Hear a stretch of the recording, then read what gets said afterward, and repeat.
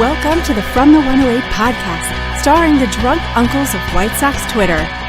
He's a Twitter-like whore, an Instagram thirst trap, and your grandma's guilty pleasure, BeefLoaf. A West Coast attitude in a decidedly Midwest body, MySoxSummer. And your host, he's sharing obscure music thoughts to give you time to hit the bathroom, Chorizy-E.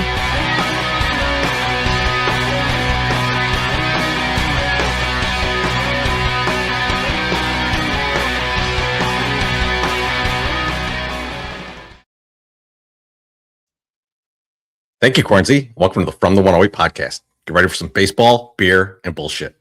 And remember the drinking rules. If BeefLoaf calls himself a menace or talks about gilfs, you drink. If MySoxSummer never shows up or starts to ramble, you drink. And if I talk music or say, here's the thing, you drink.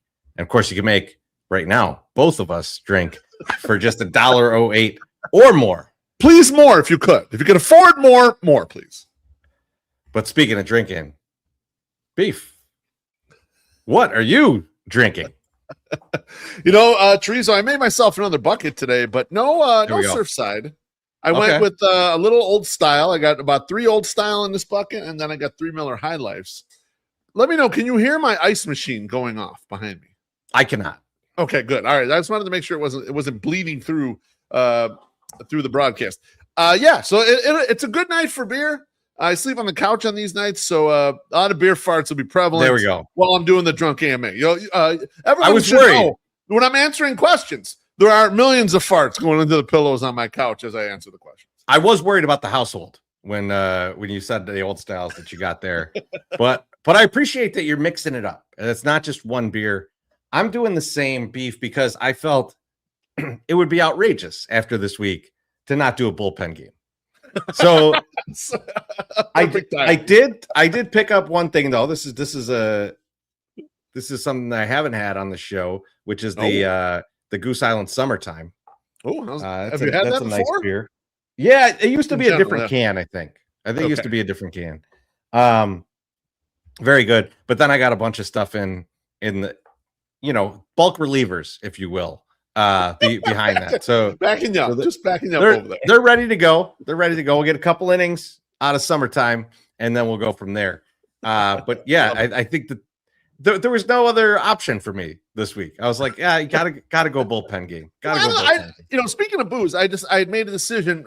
We went to Vegas this past week. I wasn't planning to talk about it in my banter, but we went to Vegas and we're coming back. I was like, I'm gonna get some shit organized around my house. And one of the things I did is I went in my wine cellar and kind of cleared it all out, reorganized my wine bottles, and realized kind of what random bottles of booze I got in there. So as we get towards the end of the season, I'm going to start pulling those out and try to cash those out and get those knocked out. So we're going to mix it up bigger time as we head into September and then into the postseason, because the postseason ball is the way where we're looking at right now, Chorizo.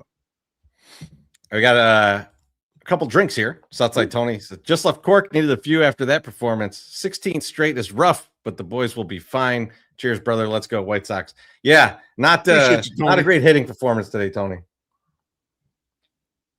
They're allowed to have a clunker.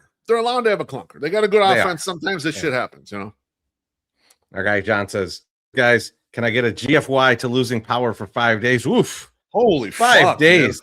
Man. I had heard some parts of Indiana have been out of power 10 days, Chorizy. 10 days. Can you imagine that? Insane. Cheers. Well, cheers to you. Thank you.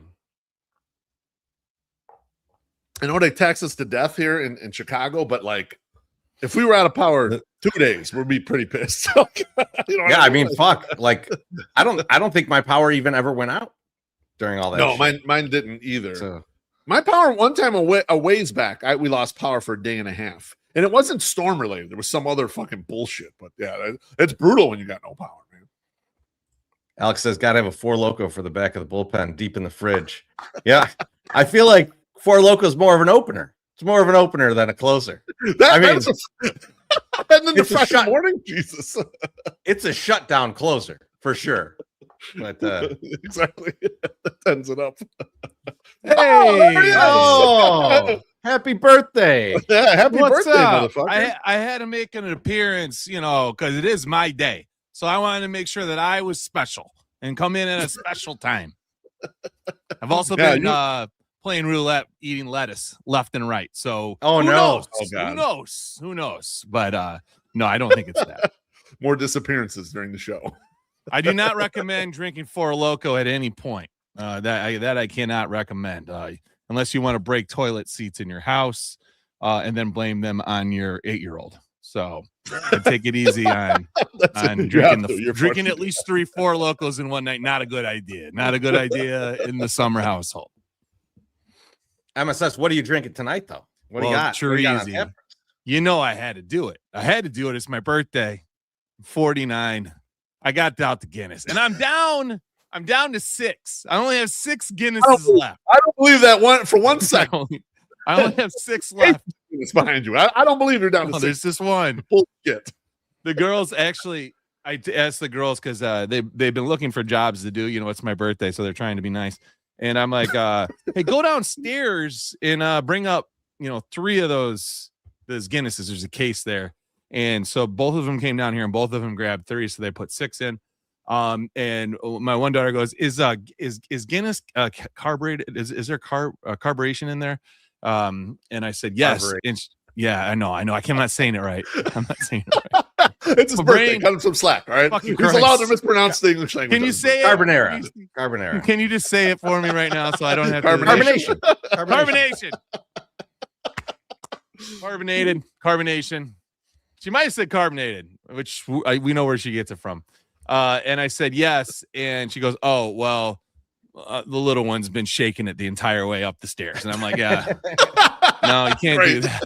It will explode." So no, don't do that. But yeah, no, I'm drinking Guinness, and it's real quick one from Timothy Maher here. He says, "Said it before, but our firm sued Four Loko, and we had some cans as exhibits, which we kept for years after the trial." And we went to toss them. The liquid had eaten through the can. So that seems like a promising situation. So MSS, you may be right. Drinking them at all is probably not the best idea. Probably stay away from those. I've had regular Pepsi eat through the cans though too. So I mean, all that shit is just toxic. It's just toxic. So that's why you got to put some bourbon in there or some whiskey and then make it better. Dilute it. Clean it up. Right. Clean it up. Yeah. Let's get this super chat from Jeff. He says, says, super chat until Guinness is gone. Cheers. Jeff, cheers. Appreciate you, my friend. Bless you. Oh, fucking A right, bro. Just split that G, man. Oh, it's birthday time. What a birthday. Yeah. I know no one cares, but I just fucking split it. So suck it. I love it. Gordo says, donation for MSS speech class. Cheers, Gordo. That's not going to put a dent in it, Gordo. Would appreciate you, my friend. Fuck you. I'll find hooked on phonics at a thrift store. And you made fun of me. You made fun of me because in the ad read I said 159th, and you brought it back in the next ad read and made fun of me. I caught it, motherfucker. I paid attention. How dare you? 159. I screwed up. Yeah. Why do citizens, TH. Caucasians of Bridgeport, enjoy Elvis so much? Dude. Elvis is great. Fuck you, Pierre. Cheers. I like the flying Elvi, though, when they come flying. Let's back up on the Elvis is great for a second here. Okay. Great performer, maybe. But a lot of that music, Chorizo, I don't know. That music be thieved up from other people. Oh, hell yeah. Oh, yeah. I'm just saying. So let's just, I'm going to pump the brakes on the Elvis is great, Most of my heroes don't appear. I didn't say himself. I didn't say he's a great person. We know that's not the case. I'm talking about the music. The music's great. Well, do you like drugged out Elvis, though? It could be stolen. Elvis was probably fine.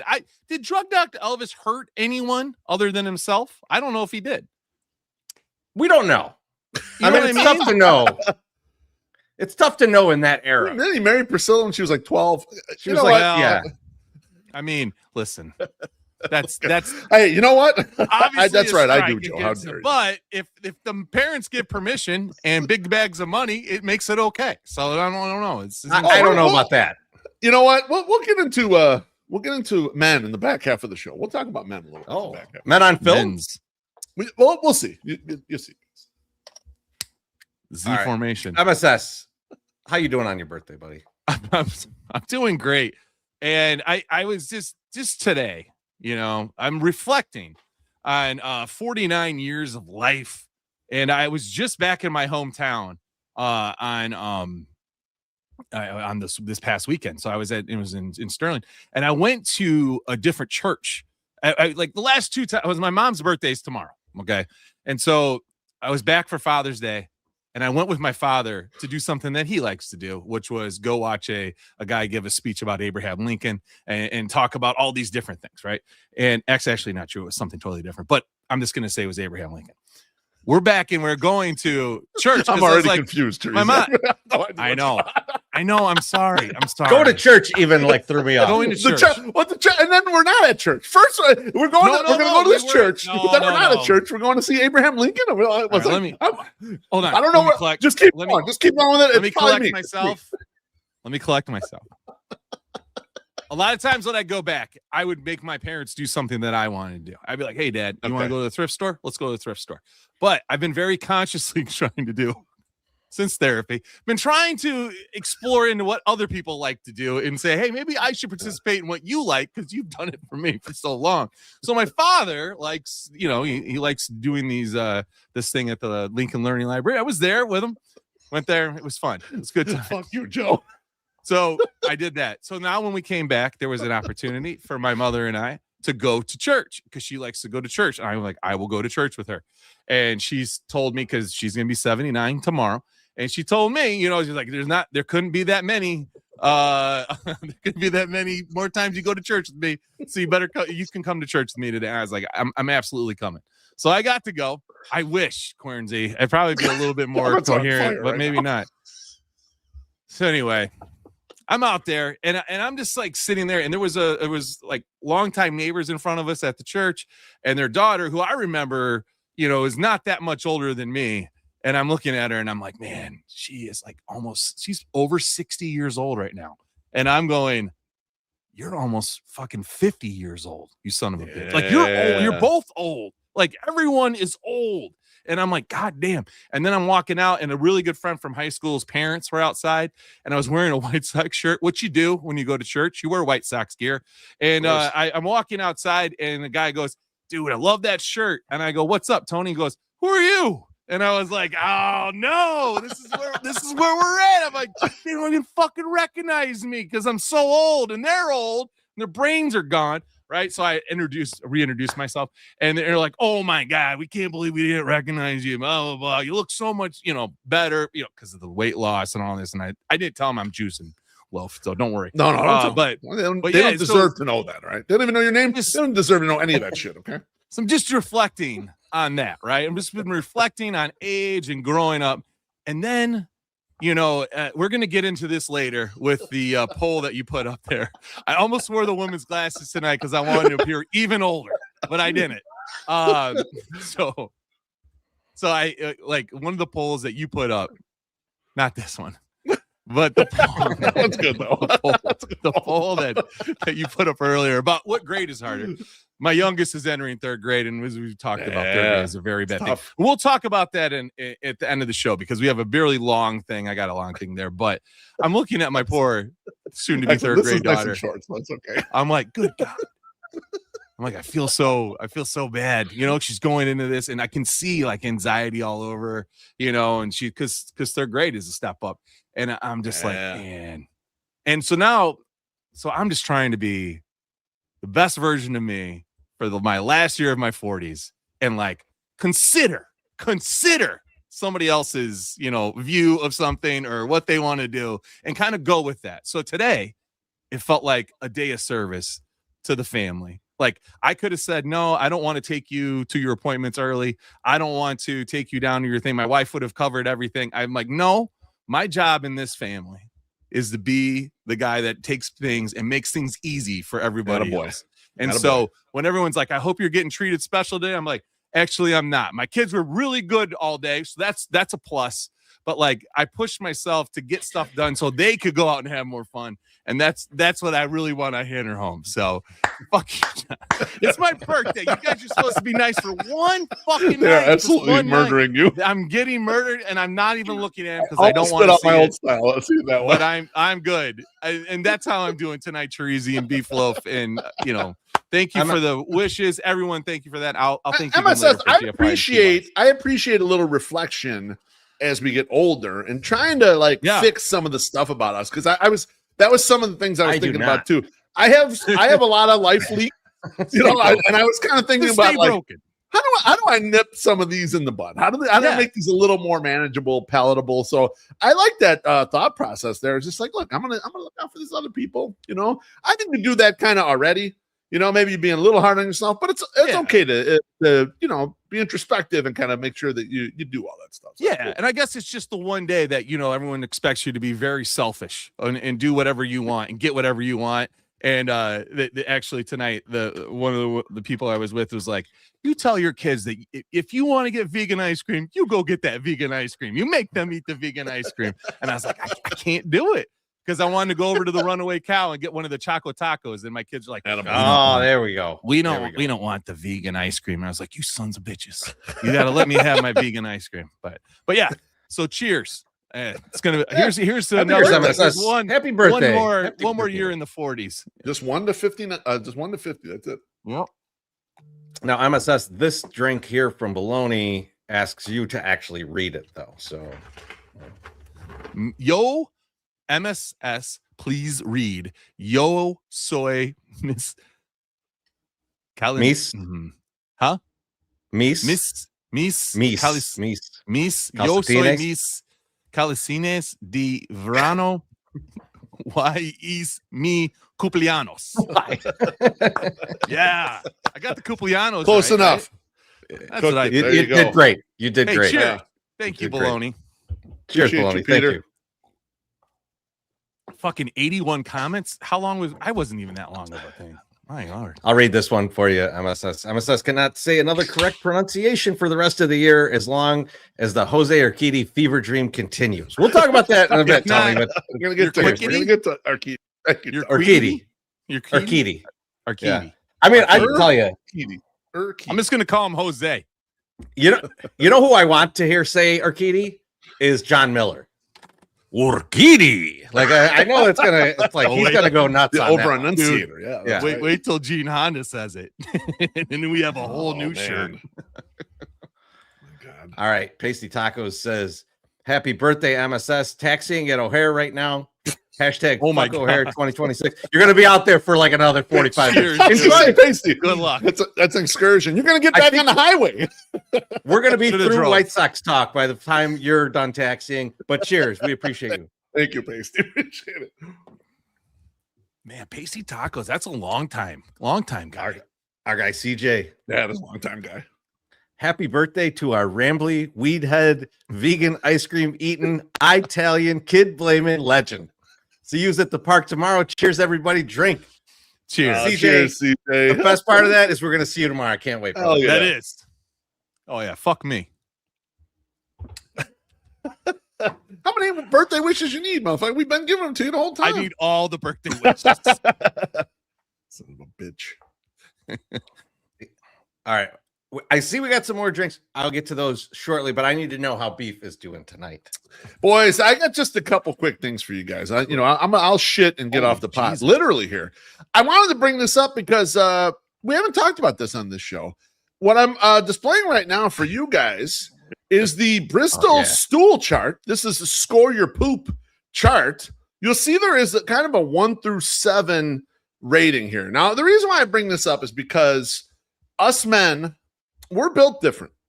We're heading into a weekend of White Sox baseball. We will be partying our asses off Friday, Saturday. We'll get up early on Sunday and get in a 95-degree hot tub and do a show. Then we're going to drink some more on Sunday afternoon. Yes. So my question for you guys is, what rating would your poop be at right now? And then what is it going to look like, say, Sunday evening or Monday morning? And I want to start with Chorizy-E, and you can see it's 1 through 7. There's various ratings there. Some are healthy, some not so healthy. Chorizy, where are you at today? And then what's it going to look like, say, Sunday evening after you chow down some pizza or something? So I will say, like, since I've been off, I've been trying to change my diet, Yeah. And I'm going back soon, so it's going to be fucked up again. But yeah, I've eaten a lot of oatmeal, eaten a lot of like fruit and vegetables and stuff. So 3 and 4 has been like the majority of my summer. However, At the end of a Sox weekend, we're 6, baby. It's In the comments, K-Dog says always a 5 after the morning coffee. Okay. A little soft serve for you. Just keep that going. It's 6 to the point of like, I gotta look around. Did everything stay in? Like that's like. Yeah, that's a tough one, Chorizy, but an honest assessment there. I like to hear that. 3 and 4. Let me just clarify on the 3 or 4. Are you 3 more often or 4 more often? I'm a 3 guy. I'm a You're 3 guy okay. Generally. Yeah. Okay, got it. All Sausage right. shape, just like it went in, it goes out. You know, it's like Goes out exactly. Okay, that's fair. There's no casing on it. MSS, where are you at here, man? Where are you starting? Like, let's say tonight, maybe right before the show, where you're a little delayed getting on here. Okay. And then also, where are you at like Sunday night, Monday morning? Okay, well, today, right before the show, I was a 6. But this morning, Oh gosh. yeah. Well, here's what ice I cream. That's why, Chorizy. You're gonna have the vegan ice cream. That messed up his stomach. No, I didn't have any. I didn't have any know. to drink beer.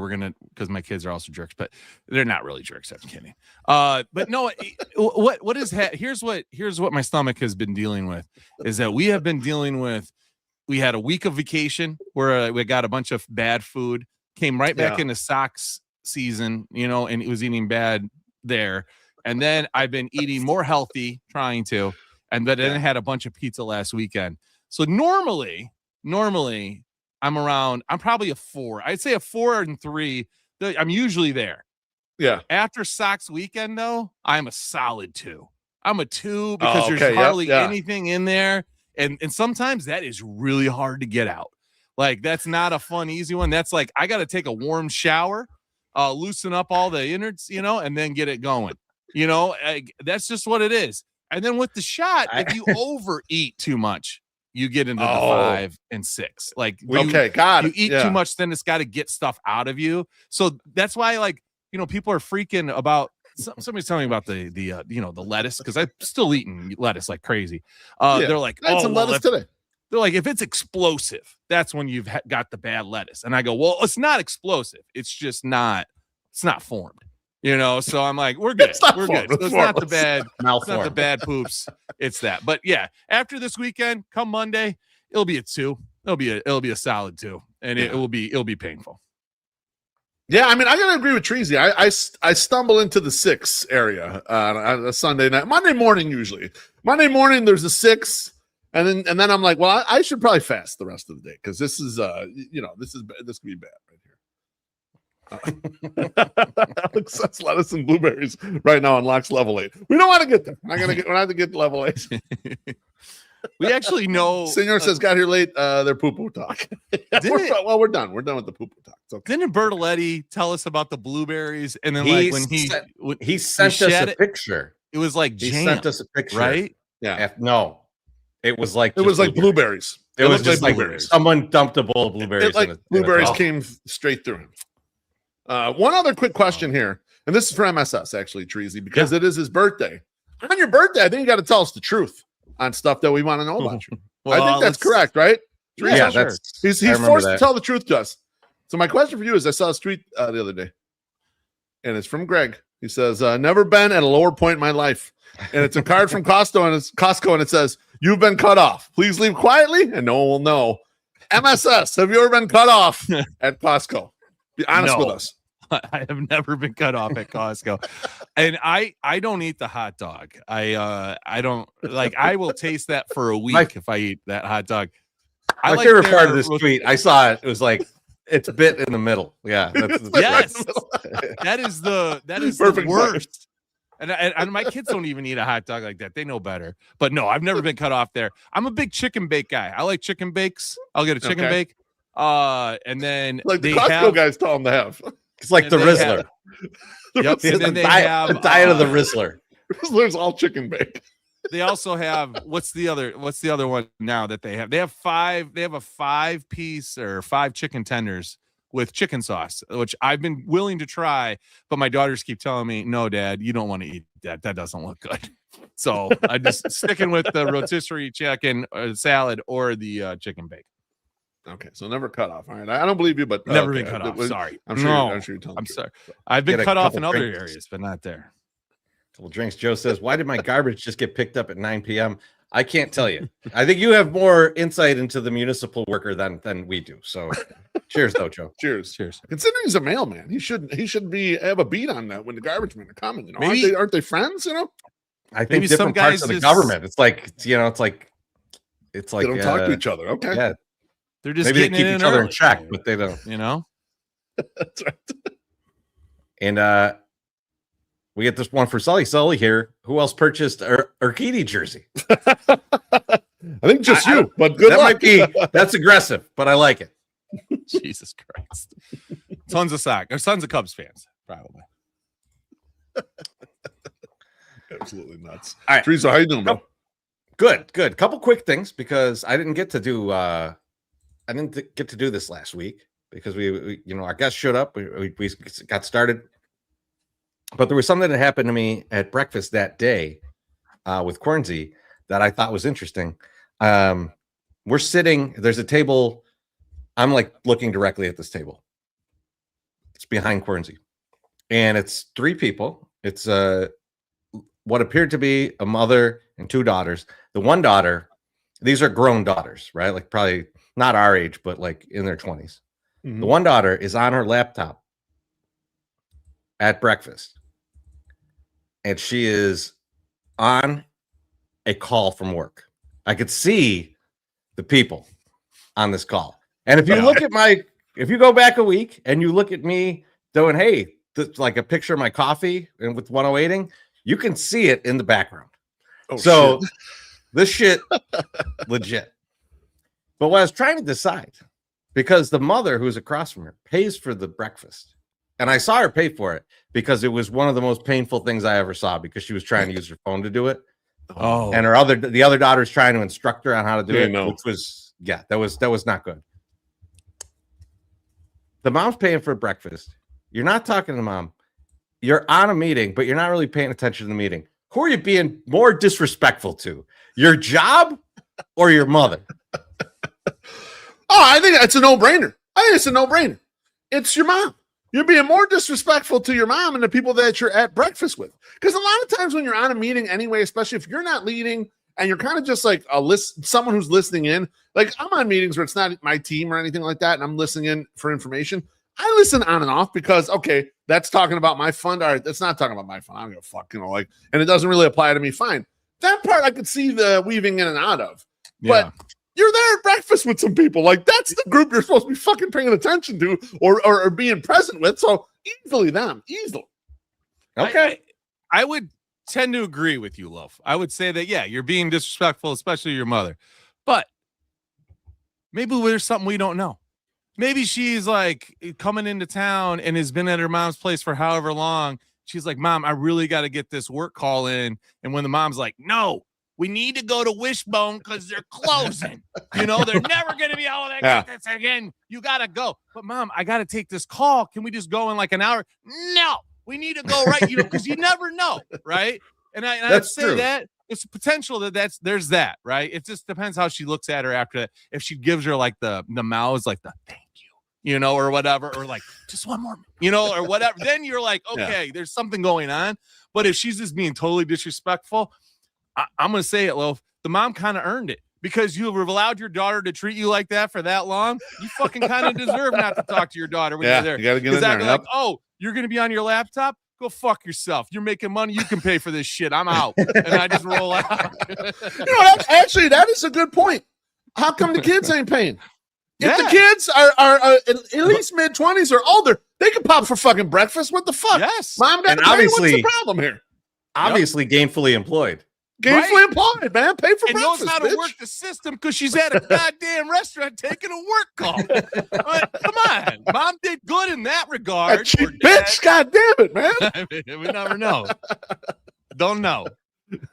That's good, though. I want to go look at that picture now. But not right now. I saw it. Trezo showed it to him. Oh, my God. That's insane. Will says the laptop is a crazy choice, though. That's a call you take with the earbuds. Camera can't be on regardless. Insane. Oh, yeah, it was a strange situation, to say the least. One real quick thing. Sure. Beef, we've talked about this a lot over our lives because like we go to so many games We've been going to sporting events our whole lives, and I was kind of like, I've always wondered like why the national anthem gets played at like every single sporting event that you go to, right? And I'm not school and all that shit. Yeah. And I think I think I finally figured it out. I think it's because people are waiting for someone to fuck up the national anthem. That's all that we really care about now. That's all that we really care about. Because no one ever posts what a great national anthem. It's like rare. Whitney Houston had the national anthem that was incredible, and they're like, okay, well, we got the really good one. Now let's get the Carl Lewis. Let's get the lady that was like from last week, where I get a message at like 8 a.m. You guys see this shit? And it's at like some very small sporting event, and this lady does a terrible job. And it's like, this is the most important piece of the news today. This is what we need to talk about. So I'm convinced that we only have it now so that we can make people fuck up and then make fun of them. I mean, there's maybe some truth to that, but I got to stop you right there. Whitney Houston. What about Marvin Gaye, 83 NBA All-Star game? I think you're pushing out some of the great ones out there. You know, maybe that's worth the list, a termination of the best ones of all time. That's fine. We've got 2 so far. They're both from the 80s. But yeah, in the comments, they're talking about Roseanne at the Reds game. Yeah, that was not good. So good. Oh, Jesus Christ. Yeah, I mean, there's some truth to that, Treasy. But the thing is, a lot of times, though, it's not even someone singing. I went to that Thursday game, Sox and Reds, when my team had my company, we had the suite, and it was a guy on a violin playing it. It's like, no one cares if the guy in the violin messes up. That's not, no one gives a shit. And when we were in high school, they would play a tape. No one was even performing the shit. They just fucking hit the tape and put it through the PA. You remember that shit, right? When you're in high school, it's like at all the sporting events, that's the shit they did. So the microphone next to the boombox sometimes. Exactly. Yeah, old school, baby. Fucking light that shit up. I guess maybe in the bigger sporting events, I kind of agree with you, Tracy. It's also a type of thing you can throw a bone to somebody. It's a favor to give to some people, especially on a smaller scale, right? It's why don't you come sing our national anthem? You know, and then it's you know, it's like an honor to do some shit like that. So I think that's another usage for it. It's an honor. One last thing for you guys. So you know, I keep up with the weird movies that are going to come out. You know, baby. And I don't know if you guys have seen this one, but it's called Whale Fall. And a guy who's that, Cusack? Well, it's not, but there is a very famous actor in this, which is weird. So can't tell he doesn't have a Cubs hat on. This dude gets swallowed by a whale, alive. He's a scuba diver, gets swallowed alive, and he's got 60 minutes to get out because he got 60 minutes of air on the scuba thing. Josh Brolin is in this movie, and my buddy Vince, I sent it to him, and he goes, is he like a degenerate gambler or something? Why does he have to do this movie? And so I'm like kind of laughing about this. And like, I'm definitely going to show this tonight. I pull up, I'm like, hey, give me an image of Whale Fall. And the first image that comes up, that doesn't seem safe, is from the book, which is a New York Times bestseller. And I'm like, wait, what? What the fuck? How is, like, it's ridiculous enough as a movie. I can't imagine reading a book about this. The book, like, what is this book about? Like, I'm very confused by this whole scenario.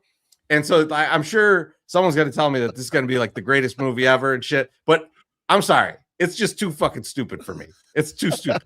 Joe says it's a biblical story, you heathen. MSS would know he's a church guy. It's not Job. It's a totally different story. John Carney wants to know, is anyone a marine biologist? And Senior Sock says, a whale has swallowed me before. I still think about it. Now that story, that's one we go to the theater and see. Birthday treat. He was smart to tie a 2x4 around himself, though. He was able to stay afloat. Survived. All right, let's get a couple drinks here. A couple more drinks. People are excited for your birthday. I love that. I should have my birthday more often. Oh, yeah. My birthday more. So it's like Tony tells you got to put the hot dog inside the chicken bake. No, I think that's what Senior Sox was just talking about. Oh, no, that's how you get cut off, Southside Tony. That's why you get a card like that. You mentioned Treasy, but when the Costco guys they had a video recently, their whole song, the comments were littered with wanting the moms at and like talking about the mom. I was like, Oh my God. there's some fucking animals out here. Just There are. Yeah, fucking animals is right. You know Thank who they Coleman. also are animals at the Costco? The people that eat the rotisserie chicken that you're supposed to take home and eat in the fucking They eat it food at court area. Oh, dude. I've seen people eat the rotisserie chicken in there, and just a single person with a knife and a fork that they pull from the thing and they're eating it. And then I've also seen a whole family sharing a thing of the ribs. Like they cut the ribs up and put them on plates, and they're eating the ribs that are not available at the food court, but are available in the store, are eating the take-home ribs at the store. I'm fucking disgusted. Are those hot though? I thought you're supposed to cook those when you get home. No, they're in the warm. They're in the warm. You can take home pre-cooked ribs. Yeah. So or warm. It's kind of like a Jewel where you can take home the pre-cooked stuff, but it's very much like the You're not supposed to eat it on your cart at Jewel. No. You know, like. You get fucking smacked in the face. You try to eat some ribs at Jewel. They don't like that. Eat it out in the parking lot or something. I eat the fried chicken right there. I just get into the fried chicken, and I hold the money in one hand so they could just take it out of my hand. Jesus, let me get one bone. Senior Sox says, one rib. Happy birthday to my favorite Puerto Rican with a BWC. Fun fact: he could have smashed Violet Myers in his prime. Happy birthday, buddy! Salud. Salud. No, I like that Senior Sox remembered that one. That's a good one. Jerry O'Sullivan says, happy birthday to my guy, MSS. Just checking in to say hello. Cheers, boys. Looking forward to watching later. Thank you, Jerry. Cheers, man. Jerry, Cheers. Appreciate you, Thanks, my friend. Split the G today, buddy. Split the G for my birthday. All right. It's all about feeling. MSS. It's time to pay some bills. Pay some bills. All right, here, let's do it. Got a new graphic this week. It's a throwback. When you're on the road with people who matter the most, second best isn't an option. Mazda was officially named Consumer Reports' first ever safest new car brand in 2026, an evaluation that sets a new benchmark for how effectively modern vehicles help drivers avoid crashes and protect occupants when one occurs. Mazda doesn't hide protection behind expensive upgrades. Advanced eye active sense safety tech like automatic emergency braking and blind spot monitoring comes standard on every model. Top tier safety meets a drive you'll actually love. Mazda delivers vehicles that meet the highest standards of safety while staying true to the joy of driving that defines Mazda. Ready to take a test drive? Visit Mazda of Orland Park at 8910 West 159th Street, Orland Park, or schedule a test drive online. Check out our current selection of Mazdas on MazdaofOrlandPark.com. Mazda of Orland Park, keeping Sox fans safe all season long. All right, now it's time for a little White Sox talk. First up, we got to talk a little bit. Let me get rid of this image. Oh, I'm sorry. Did you want me to get rid of it? Oh, no, you got it. I got it. Oh. First up, let's talk a little White Sox Cubs. Yeah. Sox end up getting the last one of that series. A couple of walk-offs, which were not great. But what did we learn in this series? And MSS, I'll start with you. What did we learn from the White Sox Cubs series? I would say the first thing that I learned is this White Sox team is fucking pretty resilient. They just do not. And we talked about this all year. They play through the whistle. They continue to go. But like you get down 2-0 in the first inning in 2 games in a row, and it takes them to the 9th extra innings in the first game and to the bottom of the 9th in the next game. And I am like, and then also little creative rain delay shit going on over there. Yeah. On the north side. But quick draw on the tarp. Not really, but yeah. Listen, Chorizy, are you with them or are you with us? Okay. Hang on. No. Get in the car. Hang on a second. I'm with reality. Fuck Chorizy. He's wrong. Because most rain delays, they wait till it actually starts raining for a little bit before they bring out the tarp. Yes. Unless it's some torrential downpour, which this was not. So they did jump the gun. We probably had another 10 to 12 minutes. People were like, well, it started raining within 5 minutes after they put tarp on. I know that, but usually when it happens, it rains a little bit before they actually put the fucking tarp on. I get that they're looking at the radar and understand that. But we had a little bit of time to get Grant Taylor 2 outs there, so we would have won that game. I mean, what the fuck? Yeah, I think that was just a little creative. Chorizy, you can still come sit with us. That's fine, even though you're wrong. But so that was the one thing. I just think that they just continue to fight, and you get down like that, and these are big series. And the players love these games, and they like the fucking energy and all the shit going on. They want to win, and to get down right away like that has got to be very deflating. But this team does not pay attention to that shit and continues to fight through it. And I loved it. And like, yes, losing sucks, but losing to your North Side neighbors who spent a shitload of fucking money to build this team, and you can only beat the fucking thrown together team that lost 100 straight games. Like, all the bullshit Cub fans were yelling at us for the whole week. Like, you lost 100 games 3 years in a row. You suck. You set a record, blah, blah, blah. And you can barely beat us. Like, that makes me so fucking proud. Even in a loss, I was just like, this team, it could have went either way. And they fight, and they almost pulled it out. I that's the one thing that I was really like, they're just resilient, and we don't know where it comes from. We don't know who the starting pitching is going to be, and they still come out and they almost fucking win the game. They fuck around and they almost win. So that was the first thing that I learned. No, I love that. I love that. Beef, how about you? I watching that game, I was that series, and the crushing ways in which they lost, and the spots too where you felt like, man, we can't find a situation here to take advantage of. We're having problems like getting, we needed, like, in the one game to get the 5 runs, we needed our fucking waiver bait DHs that they rotated based on matchups to drive in all the fucking runs. The rest of the thoroughbreds couldn't get nothing going, right? The rest of our team couldn't fucking get anything going, right? And the other games were low scoring. They scored 3 in the game that they won, and also 3 in the middle game they lost. And what it made me realize, because the Cubs are quite obviously a terrific defensive team. Yes, they fucking catch everything out there, right? Even with Dansby out, they're terrific. Even with Dansby out, you just put Horner at short, it's fine. They got a fucking real good defensive team no matter what. And it made me realize that those are the teams that give us the biggest fucking fits. Now, we can get wins against them, but generally we either have to have the lights out pitching like we had on Wednesday's game, or we got to hit a bunch of home runs. But there's no other ways for us to win those fucking games. And it reminded me, like, the AL teams that got good defenses. Fucking Red Sox kicked our fucking asses, right? In all those games. The Guardians always give us a hard time, even though they kind of suck, right? The Guardians kind of stink, but they don't make a lot of mistakes. And the same thing with the Yankees. So it's like, kind of looking at that from a matchup standpoint, like, those are the teams that really give the White Sox fits. And it exacerbated itself with the Cubs. They could have easily swept that series, right? But they had no openings in those other games to get that lead big enough where they could close the game out, right? They just had those problems there. They didn't win until they got the great pitching performance. And you're not always going to get that, right? Even if you got your better guys out there, shit happens sometimes. So it was interesting to watch how good the defense is. And I yearn for the day when the White Sox have a better defense than they currently have. Not that it's a bad one. It's a decent one. But being one of those teams would be really cool where it's like, well, shit, we're indefensible because we just catch everything out the field.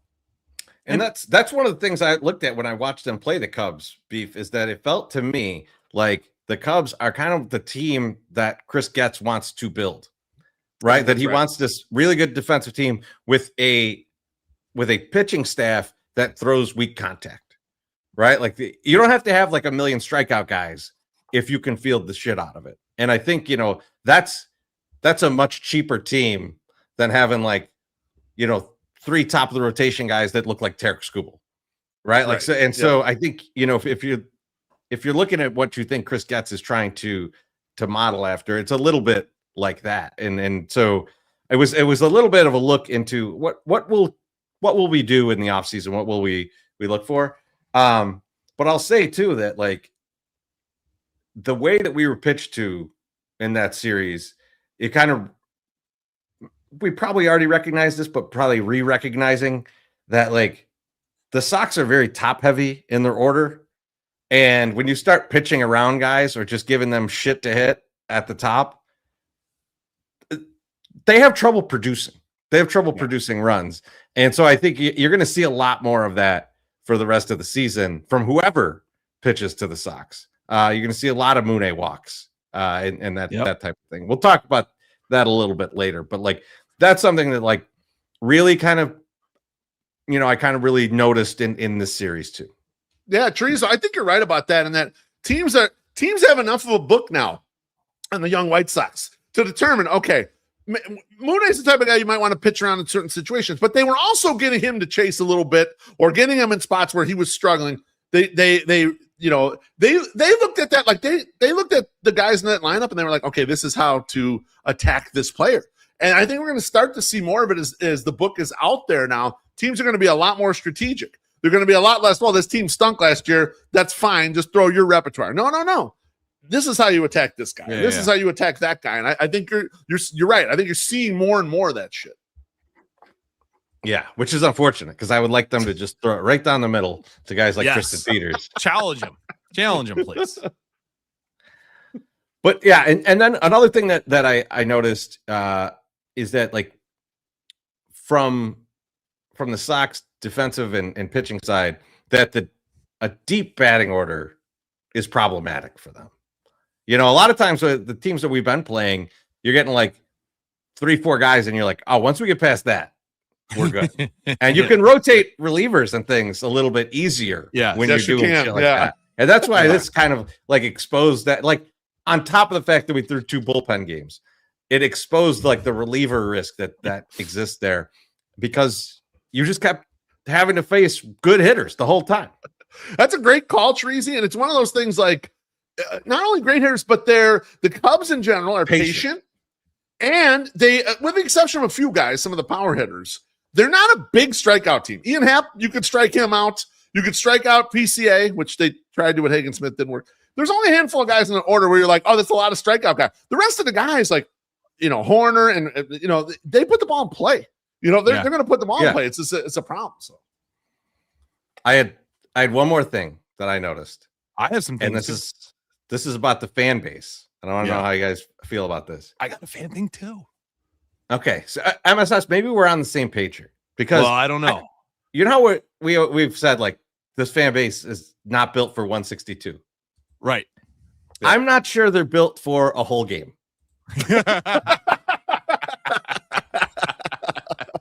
The memories on people are so insanely short, especially watching on Twitter. It was wild. So think about the first game of the series.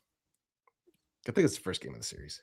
Mm-hmm. Maybe my memory is bad, but when Jake Rogers threw out Bregman at third. At third, yes. They lose that game. And there were some challenges. There was a challenge in the ninth that was not a good challenge. And they could have used it a couple pitches later. Yep. Well, hang on. It was a challenge they lost. It was close enough to challenge. It was close enough to challenge, and it was the ninth, right? And like, so you're burning that challenge. It was, yeah. Also in that game, I think we might forget about this because it looked like a pretty pedestrian play. Jake Rogers fielded a bunt, called off Schweitzer, fielded a bunt, threw it to first. It was a nice play. It was a very nice play.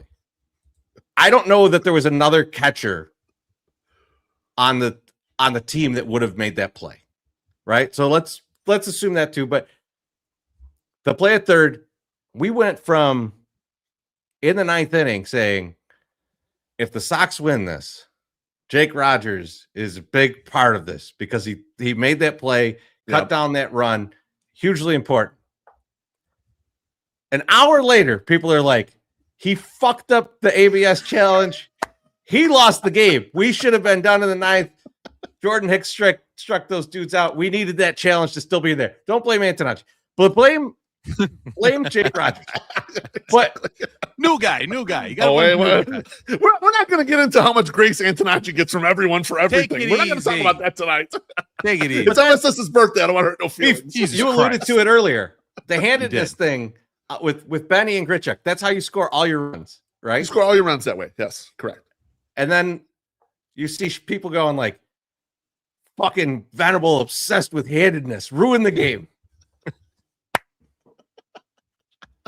And it goes the other way too, because no one remembers that Braden Montgomery got picked off. Like there's no memory of that.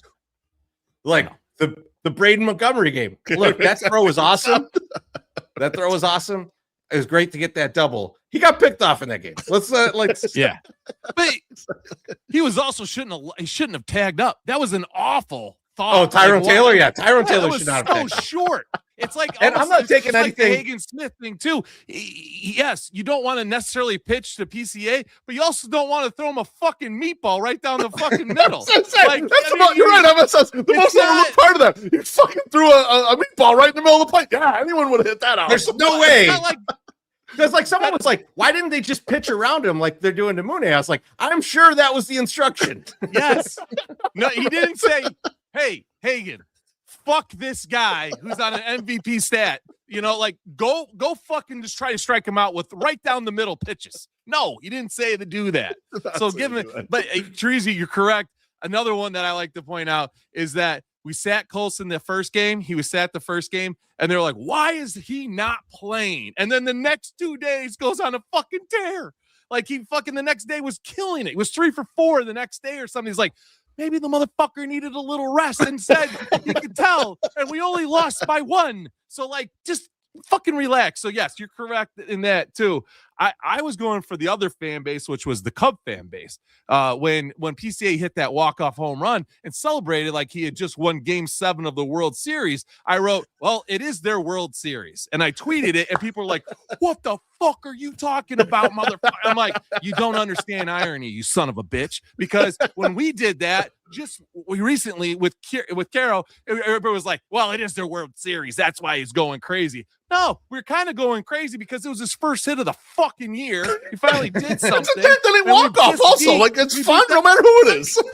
We can have fun too. You don't have to diminish it. So I want to diminish your shit. And like, it gets in my head when so many people don't get it. But I would say a lot of those guys are a little stupid and dim. But I don't want to explain the joke to anybody because I'm like, if maybe I didn't make a good enough joke, but I thought it was pretty goddamn clear because that's what they've been telling us for years. When you celebrate like I'm glad you brought this up. I'm glad you brought this up because like we hear this a lot, going both ways, right? Like it's your World Series. Whenever the other team wins, it's their World Series. Mm-hmm. But this is maybe the first time that I've seen it managed as though it's just 3 games in the middle of a homestand, because at the end of these games, Venable is holding guys for the next day because he's got the bullpen games coming up. Right. So maybe not going optimal like you would in a World Series game. Correct. And you know what? I hate it. They should treat these games like World Series games.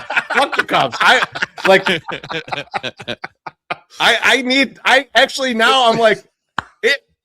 no, treat it like the World Series, because I just watched you not treat it like the World Series, and I wanted to die. So like, let's go back to this being our World Series. I don't care. I don't care if they're gonna make fun of us. Fuck this. This is our World Series. Teresa, you mentioned the fans going crazy, and especially if there's a loss, it's just like chaos out there. And I saw a tweet from our guy Northbrook Bob, and Northbrook Bob responded to someone who was complaining about Venable or whatever the fuck. We gave that game to them, and Northbrook Bob was like, there's not always someone to blame for every game. Sometimes you lose, and it's the other team beat you because they're better than you. He goes, do you think all the games we've won, they've just given to us? No, I think we've earned a lot of those wins because we played better. And I was thinking to myself, yes, why did no one get this? Like, I get the game 1 of the series because it went back and forth and all that shit and, extra innings and all the shit. But the second game was a very normal loss in a very kind of like, okay, they beat you. That was it. We only scored 3 runs. What the fuck? This shit just happens. The Venable thing cracks me up because I mentioned it on the Ajou. Pinos and I were talking about Venable. What you have to understand about the current White Sox, you guys knew it come into the season. It is a high maintenance roster. It requires a lot of changing to make a decent lineup kind of every day.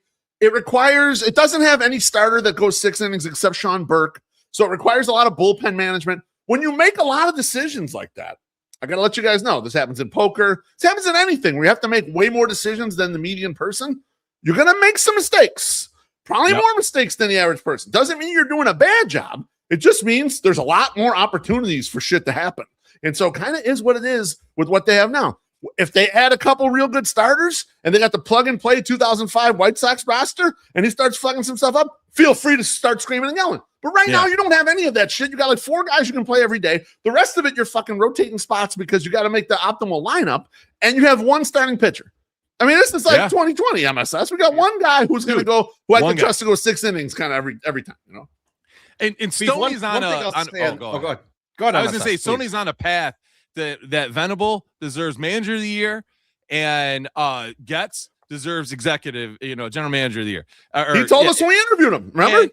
And he's not wrong, but it's funny when other sports people look into this and say pitching to PCA and they say a fireable offense. Are you fucking serious? Like, I understand. I can't believe Herb said that, by the way. I know. Oh, that's an insane. A lot.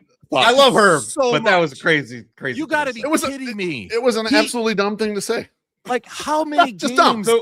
You have to trust him. And when he doubled down on it in the presser afterwards and said, absolutely not, we're not doing that, blah, blah, blah. He should have said, I would expect my pitcher to throw a better pitch than that. But he didn't, because he doesn't want to throw his team under the bus. But you have to say, listen. Yeah, dude, that's pretty funny. That's pretty funny. It's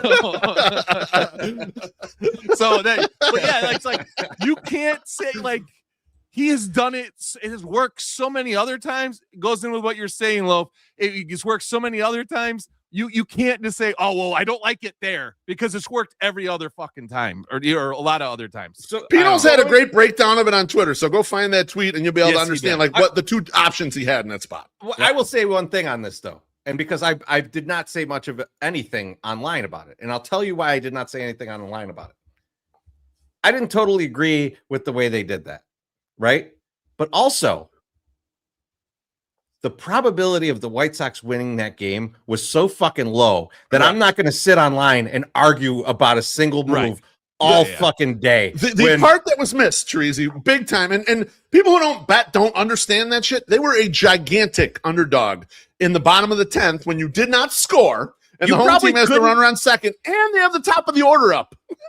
I will say that underdog. Yep. Most reputable books, probably would not have even let you bet on the Cubs to win in that game at that point.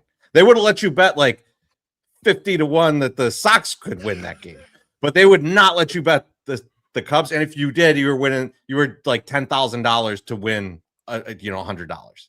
So like that game was over. That game was over. Yeah. Like that. I love the Sox. I love their resilience, as MSS was saying. But we were toast, and going more innings probably would have been even worse for us. Yeah, no, wouldn't have been better. You guys have anything else? Because I have one more that I was very happy about, and the last one, then we'll get some of these. The last one I was back to is that White Sox Dave is back to White Sox Dave legend status. If you didn't see it, you need to see him go up to PCA and fist bump him, trying to shake his hand, and just not a bit. Not a bit. This is White Sox Dave, classic White Sox Dave. And I loved every fucking minute of it, because this guy is fully back in, fully vested, already making banana bread. And he is just, I love this. And this is what we needed, because it is the best. It's the best. I love that video. MSS. Here's what I'm going to do. I want you guys to rewind back to last year, May, when Tim Elko got called up. White Sox Dave's like, meet me at Cork. I haven't been to a game in a while. Meet me at Cork. I got Mincy with me, all this shit. We meet him. We're hanging out outside.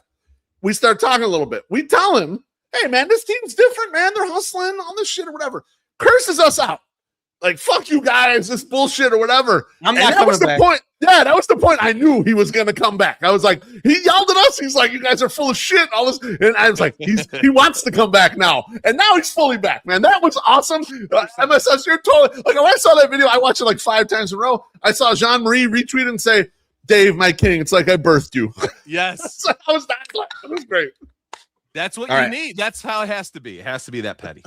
I'm pouring myself a different. I got a cold time now. Nice. We went Modelo. Now we got a cold time. We're on Old Styles, just to let you know. Right. So we're on the Miller High Life train the rest of the way.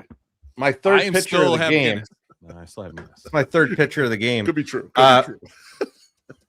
Let's get some of these drinks though, guys. Let's do it. Our guy Barry. He says, happy birthday, MSS. And Chorizy, it was great hanging out with you at the game today. Same to you, Barry. A lot of fun today, except Barry's for the outcome. Section. Nice. I saw Dougie was saying he was in the section too. We had different crew out there, and I like it. Tremendous section today. There was a lot of people there.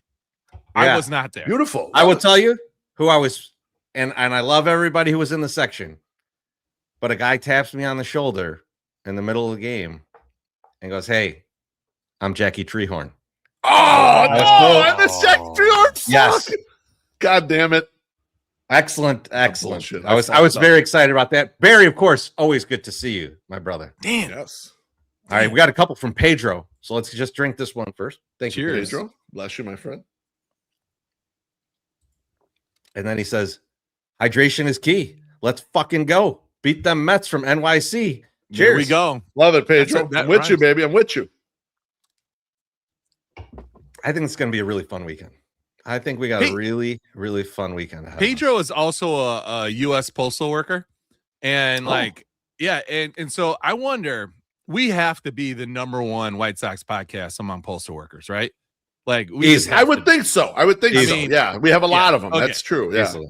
I might have Joe and that Pedro says put us over the edge. They put us over the edge. Mailman Jack kind of listens to everybody. So He I think does. Yeah, no, really he's does. spread out. Yeah, that's right. He's spreading. I think he loves us more, though. I mean, no offense to anybody else, but Not sure. He bought the Sox on 35th shirt as well. He didn't just buy our shirt. I'm not that I'm throwing shade.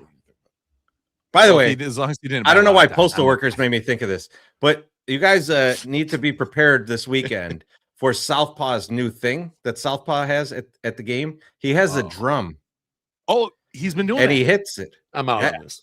I Yeah. hadn't heard it yet. It sounds like a gunshot. Yes. We definitely thought Mhm. Vanilla Ice was playing after the show when we heard Man. when we heard How it. dare So- you? No one even heard that gunshot. All right, Matty Mitch says, "Hey It fellas, was muffled. Beef, I cashed my over 65.5. How's your ticket doing? Nice. Chorizo the plus 70 about to hit too. Fuck it. Urquidy gets the game ball. It got the ball. Just get Game the 1 ball playoff game. series, motherfucker, is a vibe. Cheers. We're about to Cheers. talk about him. This is perfect time. Matty Mitch, bless you, my friend. I was actually thinking about this today, but I got caught up in work, so I didn't get a chance to do as much tweeting as I wanted to. I wanted to tweet my ticket and say, I wonder what my cash out options are. Since it's under 68 and a half, and we're at like 65 or whatever the fuck. 66. So Beef, I went 32 through cents. I went through some of my season-long bets the other day. And I'm just going to tell you guys some of the worst ones. Because I was looking for the Rockies one, because the Rockies one is going to hit, baby. And this is going to be a new You got thing. the for over us. on Rockies, right? Whoever has the lowest total, we're just going to bet the over, because this will be 2 years in a row that we hit it. But Twins' worst record, not looking good. Not good. Not looking good. No. I have like a Twins like under 70 something too. Like I was like, also okay, not fine. looking good. But the worst one, the one that is almost dead right now, Seattle Mariners over 89.5 wins. Oh, They're at like 59. Yeah. what the Wow, do fuck they stink. happened? They fucking What stink the this fuck year. Yeah. happened to that I- team? you know what? Cali MSS, fell it's apart funny. completely. It's funny because I looked at the standings, the wild card standings today, and I was looking Yeah. at them and I was thinking, how did they get so and I know Cal Raleig's having a bad year and everything. I was thinking, Yeah. you never know what All- could happen in the season. You think that team's going to be the best team in the AL? They stink this year. They fucking All of their hitters stink, and like everyone in the field regressed incredibly. Their defense stinks. It's Did- bad. Did we Like see a something in the, Rosarina is dropped to like, are you Jorge Soler now? What He what is still that? hits at least, you know? Yeah. That's All right, what I was let's get going a to say. World Baseball Classic, that moment where Cal refused to shake Randy's hand. Like, was that Yeah. like preemptive? Ruin like, the team. We all Ruin ruined the each team. other. Maybe it was a signal of like, we ain't together. We ain't in Like, on this. these guys MSS. are actually friends. I don't know. That's MSS, weird, that's- man. How could you not? that's like when I Randy? bet it. Randy seems awesome. That's exactly when I bet it. So Went the next 70s, day, 80s on that shit. it like moved because of that shit, because they were like, oh, there's trouble in the clubhouse, and it moved from like 90.5 to 89.5, and I was like, baby, I'm hitting this. Terrible idea. So outside Tony says, have we confirmed Sir Anthony and Brazoban are not the same person? I'm sorry, I was excited to acquire him. First Cubs sellout was a Sox away game. Oh shit. Wow. Cheers. Cheers, Tony. I didn't know that. Cheers. Sox Time Jack says, Cubs schmubs. Friction creates clarity. The guys know who they are today, better than before. Gets included. Can't wait for the last 38. Cheers. Agreed. Thank Cheers. you, Jack. Appreciate you, Hell my yeah. friend. So this is a really good item here because we didn't bring it up in the what did we learn, but it's something that I've been thinking about a lot. I know Beef, you and I have talked about this. I was talking with John Cocktoast in Vegas about this. Yeah. Is like I think because how well the team has done, we forget how young everyone involved is. Like from the front office down, like everybody is early in their career at doing this stuff. Venable is in his second year. So like if you're like, oh, Venable fucked up this or that in this game, well, good. He's got to fuck up every now and then so he could learn. All these guys have to fuck up now and then so they can learn. We're going to talk a little bit about some of the other players in a little bit, but like just think about the front office and because we talked about that at length in our trade deadline breakdown. You know, this was a learning year for Getz. Venable, this is a learning season for him to play in these high pressure situations so that if they get to the playoffs, he's got more experience making those calls in that time.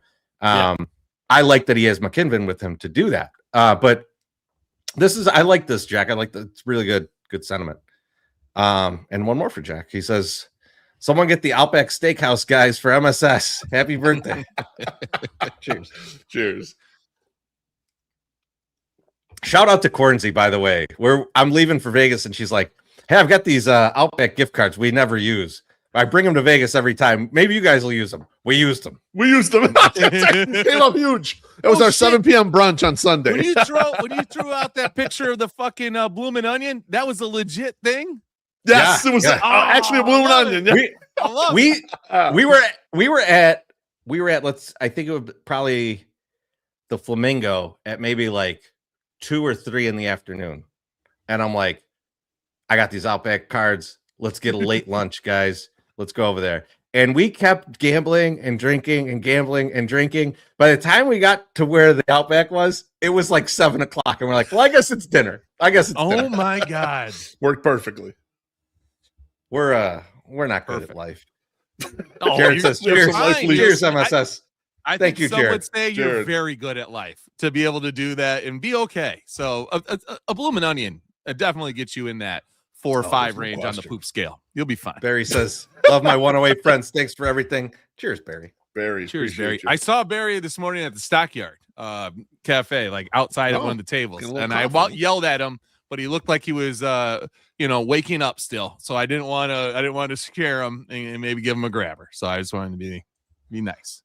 And AJ Mithin says, great to see you all. Had a ripper time in town. AJ was great hanging out, man. Appreciate you, AJ. And AJ, me and Beef agree. You're way fucking bigger than we thought you were going to be. Yeah, he fits in with the crew, man. He's a big fucking scary dude. Like he'd be great here, you know. I was glad he texted me before he showed up my door because I would have been like, oh fuck, what did I do? Who's this big fuck? He also reminds us that blooming onions are not Australian cuisine. We're aware. And that beer that I had, I just need to clarify this for everybody, was not a fucking Foster's. I refused to Foster's. Quick thought on Outback before we go on. Chorizo and I, and even the night before, we went to a great steakhouse. We went to Hugo Cellar at Fort Queens. We had an awesome fucking dinner, excellent wine, martinis, all this shit. We go to great steakhouses all the time. All right. Outback steak is totally fine. I thought my steak was pretty good. I was like, yeah. When people sleep on places like this, the steak was totally fine. The sides were good. I was like, yeah, I mean, the wine list is not going to match up, and there's some of the ambiance around. It's a totally fine steak, man. I think people sleep on it a little bit. Having a steak and a gigantic beer, sometimes for a very reasonable price, sometimes that's just fine. It's okay. Sometimes that's just fine, especially if you had 14 drinks that day. So that's and it's supposed to be brunch, but now it is dinner. So yes, it's a problem. That's correct. All right, a little more White Sox talk, boys. We got this fucking. Let's just be honest here. This show's going to be 3 hours. All right. So I think it's going to be 3 hours. Yeah. Strap in. No. We got a lot of White Sox talk left to go Grab some binge. Because there's some stuff that we really want to get into here. And the first thing is, what should the White Sox do with their rotation? Now, let's just be honest about what we got right now. Sean Burke is your ace. Yep. Anthony Kay has been perfectly good. I was nice like today. Anthony Kay. He's going to give you some innings. he's in there. There's no doubt. You traded for Luis Castillo, and he's definitely going to be in there for better or worse, depending on the rest of the season goes. But I like Luis Castillo. I know everybody has their opinions on him, but got to get adjusted. That's 3 guys.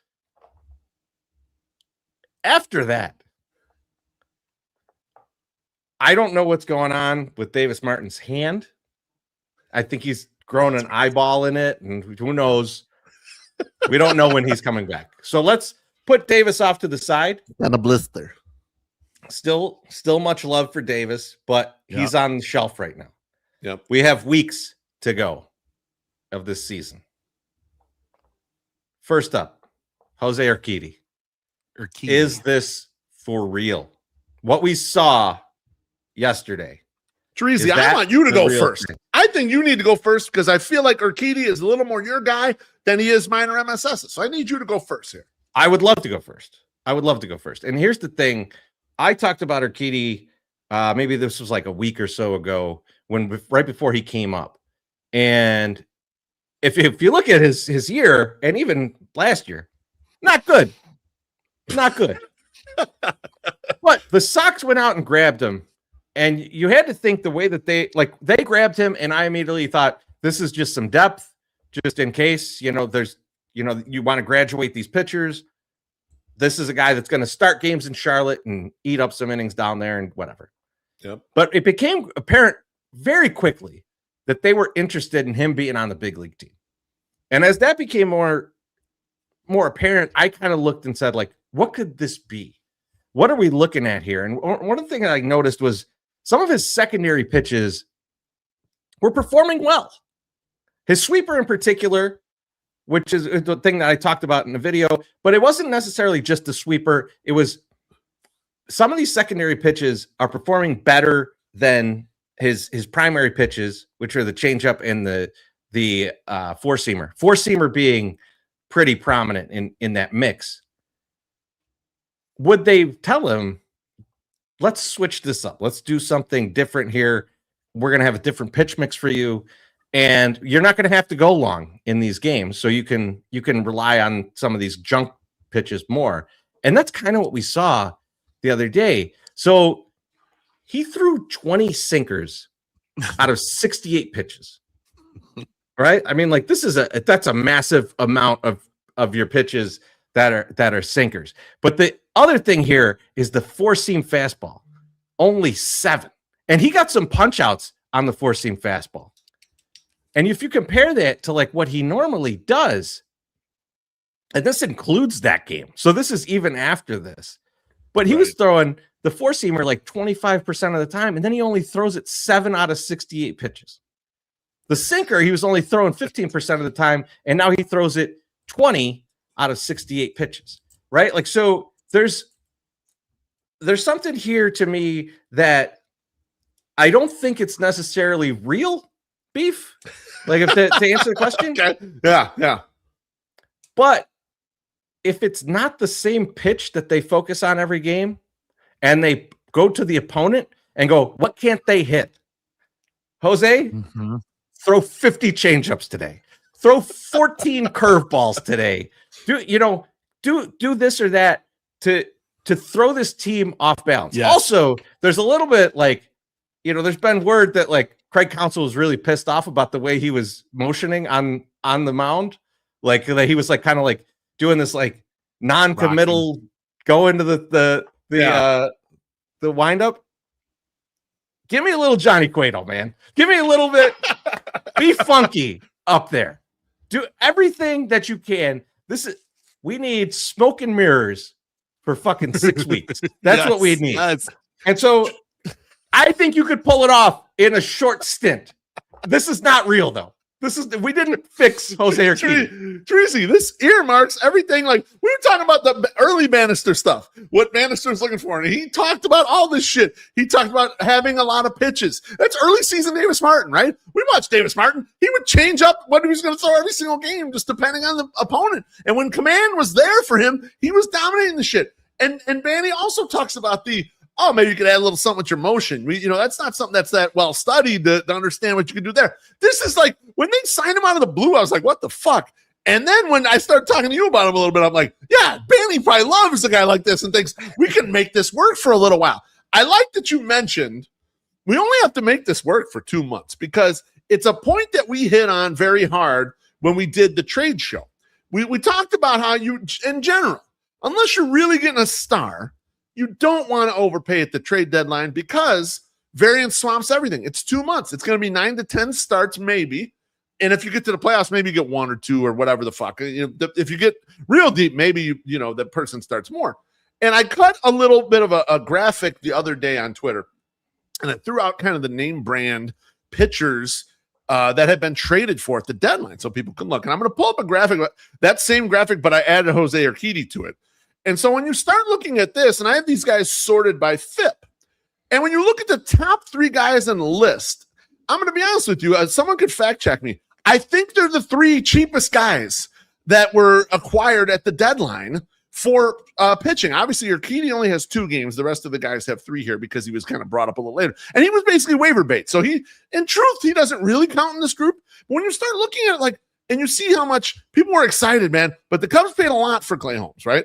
Clay Holmes is basically, by FIP, been the same kind of pitcher Luis Castillo has been, okay? People were excited about Kevin Gossman. By FIP, he's been the same kind of pitcher Luis Castillo has been. What did you have to trade for Luis Castillo? Basically, you got to relieve some money. I'm RIP Boston Smith. Look at the list, and it's like all you're doing is playing a variance game. I know it's only 3 starts, but we're only going to get to 9 or 10 with these guys. And so I agree with you from the standpoint of maybe you can make it work for another 6 weeks, 7 weeks, and get through the season where you're not untouched. It's hard to project what you're going to get out of a guy for that limited amount of time unless they're a huge superstar. Unless you got Tarek Skubal here, which is hilariously he's 0-2 since he went over the Dodgers, even though he's pitching well. You don't know what you can count on. And so why couldn't a guy like Jose Urquidy last for this amount of time? I would love to see it. I would love to see it. I think it is. There's a lot of mixing and matching they're going to have to do. I think it's going to be, can he execute these kind of game plans that they give him? Because that's what it seems like they're doing here. MSS, what are your thoughts? I mean, he seemed like he was having a really fun time on that mound yesterday. So I'm gonna let him enjoy himself. I think time's gonna obviously tell what he's gonna become, but this is what Bannister is actually good at, is finding these guys that will fit in his system and then telling them, explaining to them that, hey, listen, you got this thing that you do. We want you to do that. And this is going to work if you can do this. And for all the reasons that you guys so eloquently put there, that's it. And Banny is very good at that. So it's just another guy that he has found 1,000% that fits right in there. Yep. That's what he's good at. You're exactly right. That's the thing that he sweet can spot. do. That was another point we had made in the trade show, MSS. Your exact point about Banny there is the reason why it's okay to trade Mason Adams, because Bannister will find a guy like that for nothing, for free. He'll find Adrian Hauser, or whoever the fuck, and plug him in and they'll be good. And we don't know how he does it, but he does do that with those real cheap guys.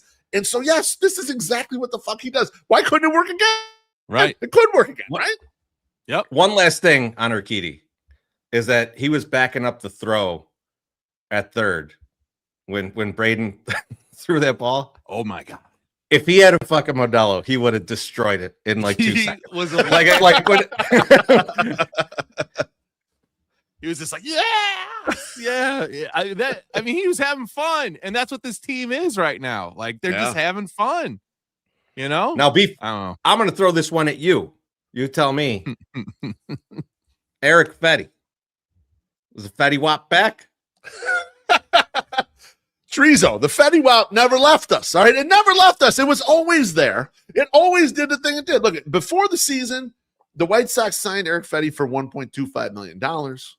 They claim they were giving opportunities to all these other people. Sean Newcomb and everyone's going to get a chance. Mike Vassal's going to get a chance to start. We knew in our bones Eric Fetty was the 5th starter for $1.25 million. And what he's done during the year materially is giving you 15 to 18 batters worth of value. Now, Sometimes it's very good. Sometimes it's, not so good, as evidenced by a 4.33 ERA and a 5.33 FIP. But it's in there. It's in there to do that. It's in there to provide you that amount of coverage. And so there's no reason to displace him from anywhere. And until you have made a decision, potentially on some of these younger guys, or until Davis Martin comes back, he should be the primary. I get it if you want to have an opener for him. That's fine with me. But he should be the primary bulk guy in that spot. There's no reason not to do that because he's been consistent enough. He's done fine. And he's a vet. I trust him to be in that spot. I like, we're going to go back and forth on some of the young guys in a little bit.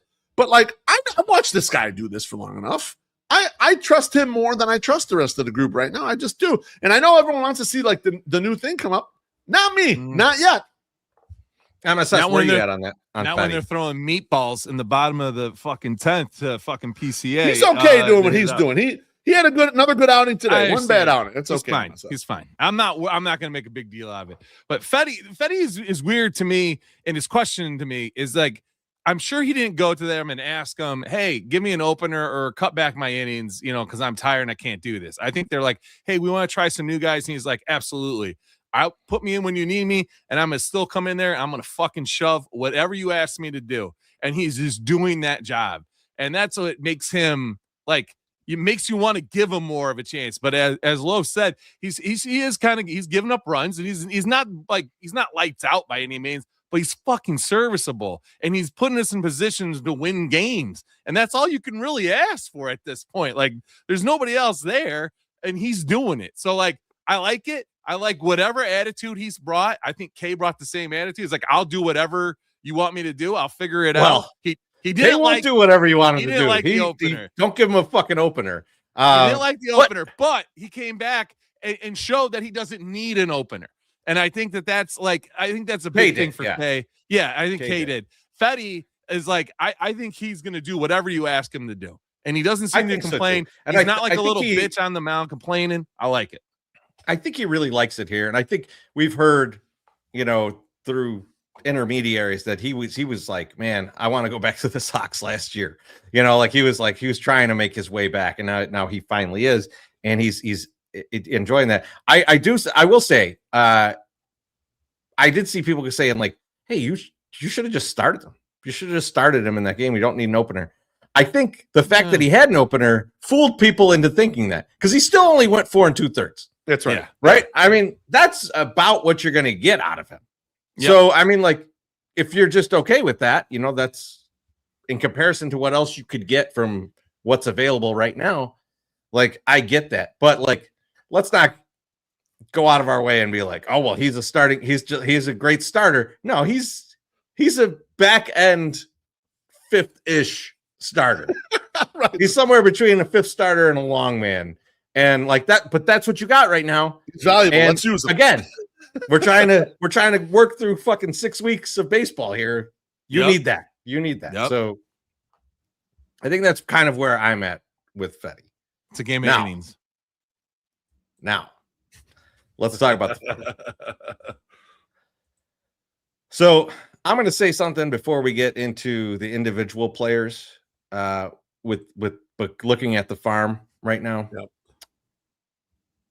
The Sox told us everything we need to know about their confidence in these guys when they had 2 games in a row against the Cubs where you had starters on regular rest down in the minors that you did not bring up and chose to do bullpen games instead of. Yep. So let's just start from that, right? I mean, like, you can think whatever you want about these guys, but I think the Sox made it pretty clear what they think about these guys.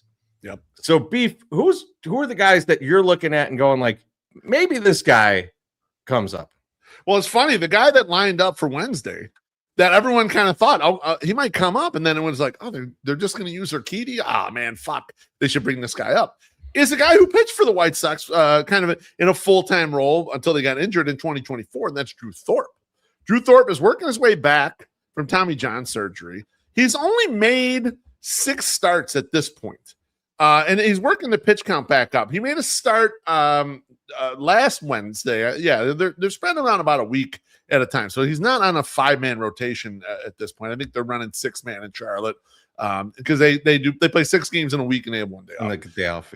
Yeah, exactly. And in his start on the 12th, he went 5 innings. He threw 76 pitches. His start yesterday, again 5 innings, and he was good. 6 Ks, 2 walks, and only 83 pitches. So he's starting to get stretched out. He's the one guy that I would say, Chorizy, they have not poo-pooed him yet because he's still kind of getting stretched out from his injury. And so it wouldn't shock me if the White Sox decided, okay, we're going to add him to this rotation. The only thing that's got me a little interested here is before the season, Chorizo, we talked about how the White Sox had this flexible bullpen. Everyone had options, however.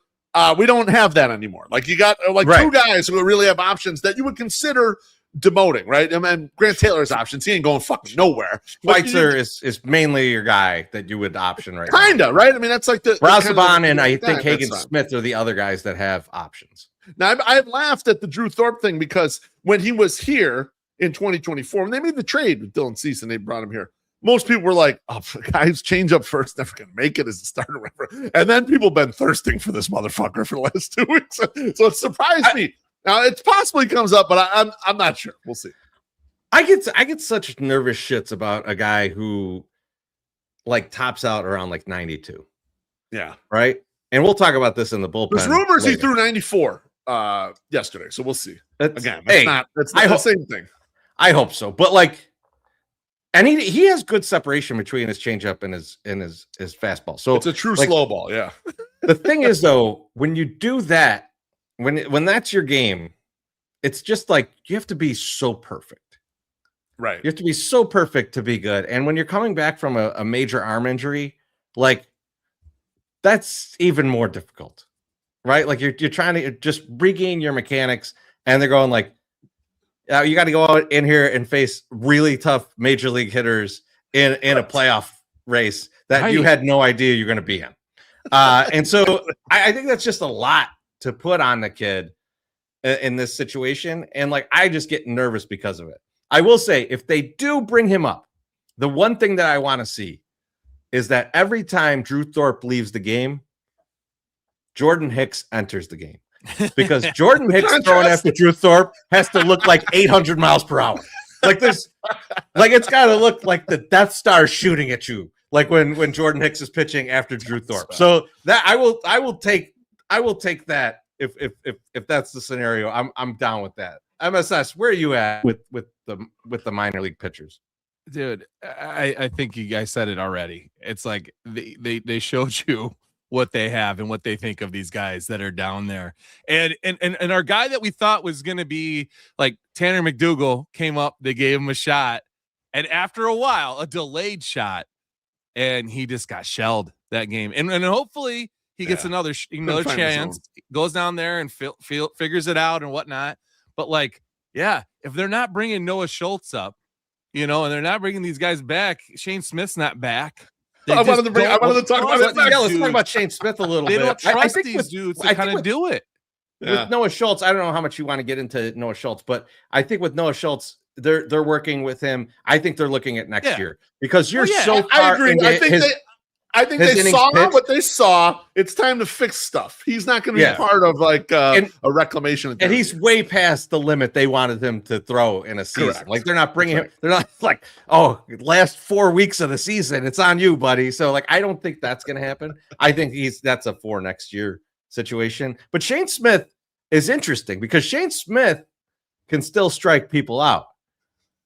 I don't know that Shane Smith has any idea where the ball's going, though. That has been the problem, Chorizy. So he's been making starts straight, since July. So the beginning of July, he came off the IL and he made a couple rehab starts in Winston, and then he's been in Charlotte since July 12th making starts. The starts generally have been short ones, and they're short because he's walking guys, he's ramping up pitch counts. He actually had a good start last week. 6 innings, he got the win, 5 Ks, 1 walk. But then double back to Tuesday, and it's only 2 innings pitched, 47 pitches, 3 walks. I think just the command still isn't there for him, and I don't think he's going to end up being an option. I think a lot of us thought maybe they'll just say, Shane, let's blow it out for 1 inning. Let's see if you can help us in the bullpen. but they've stuck to like, okay, you're a starter. Let's keep you as a starter here. I just don't see him playing any factor in this the rest of the way, unfortunately, because you know he had great stuff last year. He was our all-star, and he's got gorgeous sisters. I'm going to tell you who I think is going to come up in September as a starter. Who's that? So I think this is going to wait till the September call-ups, which we're only 12 days. Expanded rosters, and now expanded rosters only expand the roster by 2, which means you can only add 1 pitcher based on the expand. This is the guy I think they're going to bring up. Okay. It's David Sandlin. And here's why. David Sandlin has been very good in some starts. In others, very bad. But I think you could recognize it early enough that if David Sandlin is shitting himself, that one of the bulk relievers can just come in and be like, okay, this is your game now. And they would game plan to the bulk reliever like, you're in if this guy might need you. When this guy fucks up, you're in. Here's the same game plan we're giving him. You're getting it. Like you be ready to pitch 5 or 6 innings today.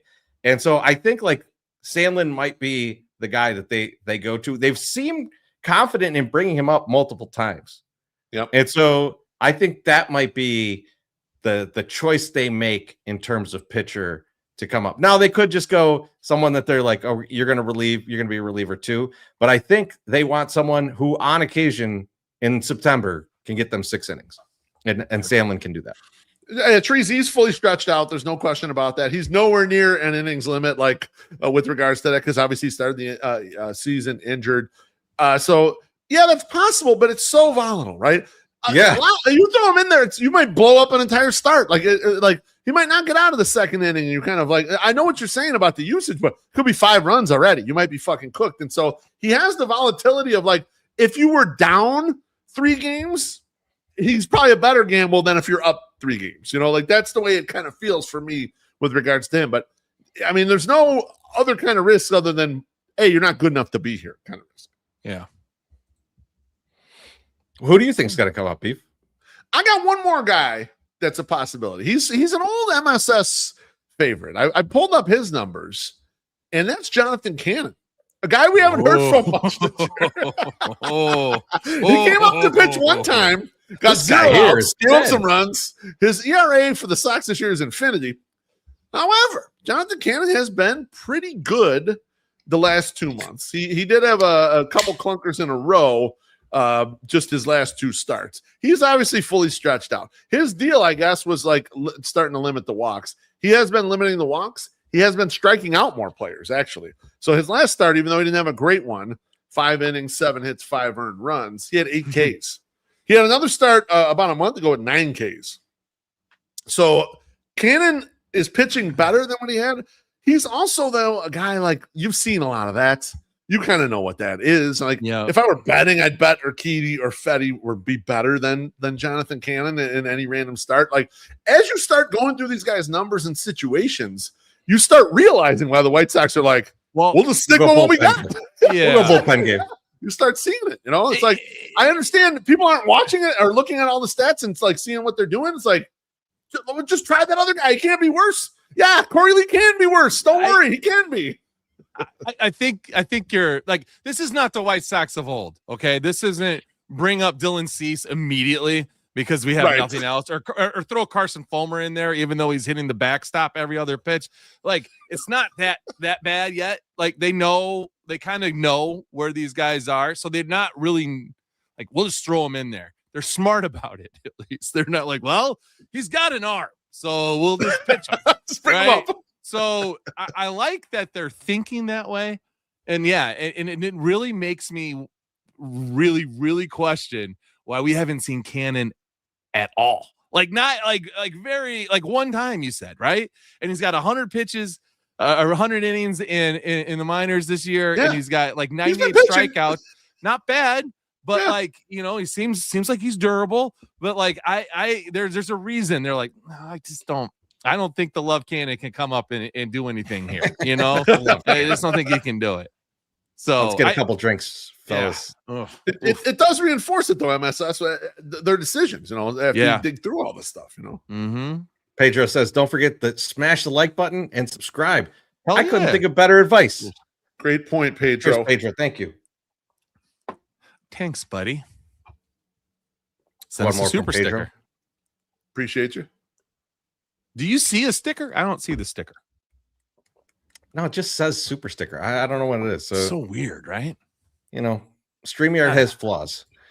All right. Sox Time Jack says 3-man weave. Shane Smith, Thorpe, and Urquidy. Trust. Oh. Thank you, Jack. We'd have to send down at least one guy to make that happen. And I don't know how that's going to work. Yeah. Because the bullpen, I'm not sure who you would move out of the bullpen at this point. And Beef, I want to kick to you because I think you got something for us. I think you got we're going to get a little treat here. I got a game for you guys. We're going to play this. I'm going to share my screen. So the people at home will be able to see the game board here. Can you guys see the game board here? The White Sox reliever trust tree. Okay. All right. So you guys might have to fill the comments because I'll be fielding the board here. Sure. But the way I'm going to do this, that's an Excel Christmas tree. It's not a very good one. Clark Griswold cut this one down out of his yard and threw it up here. So that's, it's not a perfect shape, but we're going to do it. I thought that was the Hilltoppers mascot. I thought that's what that was. I thought it was from an Atari game, that you got. Close enough. It's from Frogger. So here's the game right here. We're going to go back and forth. It'll be between the two of you. But as a group, we're going to decide how much we trust whatever reliever gets picked. And the way the trust works is, and I'll use this reliever who I'm not going to name. You guys are going to have to name who you want and see if you actually know who these guys are. And then the more we trust them, like if we trust the reliever, then they're at the top of the tree, right? And if you don't trust them, then you're going to be down here somewhere. Put Grant Taylor back up at the top. Right at the top. Grant Taylor back up. I trust Grant Taylor. I trust Grant Taylor. Okay. All right. So I will start with MSS to make the next choice. Pick a reliever and then kind of tell me where you think they belong. And then Trees and I can bat around if we disagree with the level of trust. I'm going to go with Newcomb. All right. Newcomb? I probably put Newcomb, next to Taylor, not right on top of him. You don't want there. You want here? Like there. Yeah, right there. He's like second level. Like he's when you start. That's where you start the garland on the Christmas tree. Like you put him in there. No, you're right. That's you start. You don't put it right at the top. You start doing the garland. So it's important, but it's not there. But that's where I would put him. Teresa, what do you think? Is that a good spot for Sean Newcomb right there? Or where do you like him? I'm okay with him there. I'm okay with that works. The only nitpick I have on Newcomb is like there's not as many Ks as I would like, and there's maybe more walks than I would like. But when we look at the whole of the bullpen, he's way up there in trust, and he's really the only guy I trust in multi-inning. He's really the only guy. What's funny about Newcomb right now, Teresa, I don't know if you're aware of this, is that Grant Taylor's basically caught up to his number of innings. Newcomb, I think, is at 68 plus, and Grant Taylor's at like 65 and some change. So they're basically both heading towards like 80-ish innings, like big workhorses out of the bullpen for sure. So there was a point where I thought Newcomb was going to get to 100 innings this year, kind of like they backed him off year. They've done a good job of not doing that, because they want him to live, which is nice. Nice of them. All right, Tracy, pick a reliever, and then we'll place him on the trust tree. All right, I'm going to take Jordan Hicks. Yeah. And I'm going to put him pretty low on the trust tree, actually. Okay. You want him here? And I'm going to tell you why. Where you want him? Right where you go. Up. Yeah. No, lower than that. Okay. There you go. I like him. This is going to play well on the audio only. It really is. I don't want him to touch the bottom. It's a YouTube show, I don't want him to touch the bottom, but I don't like him too high. And here's the thing. He's been great since he got back. No question. But I don't trust him. I don't trust the control. even though he's been very good, you still don't trust him. I don't trust the control. Okay. Right? The control has been good. It's been nice. I hope it stays. If it stays, man, what a fucking find, because we thought this 17 million was purely for David Sandlin. Yeah. At least I thought that, right? But You know what it looks like to me? We all have that friend where they just like fall off a cliff getting drunk, just like fucking. Oh yeah. And then it's disaster, right? Like they're punching a car in the middle of the street, kind of shit, right? Jesus Christ. That's a real example too. It is. Not saying who that is. Oh my And- Lord. You guys. And it's We know people. you don't want to see someone bringing out the tray of shots, right? We're just having beers. We're having a good time. It feels just fine. Jordan Hicks is going to dominate. I can't wait to see him throw 100 miles per hour past the guy. That tray of shots comes out. He's hitting the fucking Durham Bull in the head. And that's what I'm worried about. And that's why I can't quite trust him. I can't trust him because there's glimpses of the terrible control every little bit here. And sometimes you get someone to chase and you're like, oh, thank fucking God. And so I would love to see him succeed, but I don't trust him. MSS, where are you at on this? Is that too low? Is that not high enough? What's the deal here? Listen, I like when Chorizy doubts players, and because sometimes they'll come around and they'll do better. So maybe they'll really poke him in the eye. Yeah, I like that. Yeah, internally trying to challenge Jordan Hicks to do better by putting him down on the Atari tree. So he's just like, we're gonna have you work up. You're gonna have to work up to this one. It's not looking good.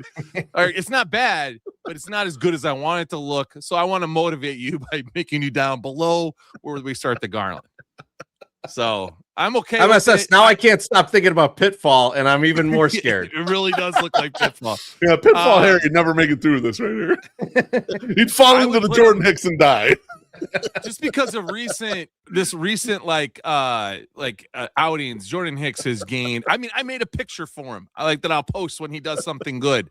That's how good he's doing. So that's another partially Mrs. Beef. But yeah, no, I think he's okay. All right. MSS, you pick the next reliever, my friend. I'm gonna go with your guy, the horse. Huddy. Brian Hudson.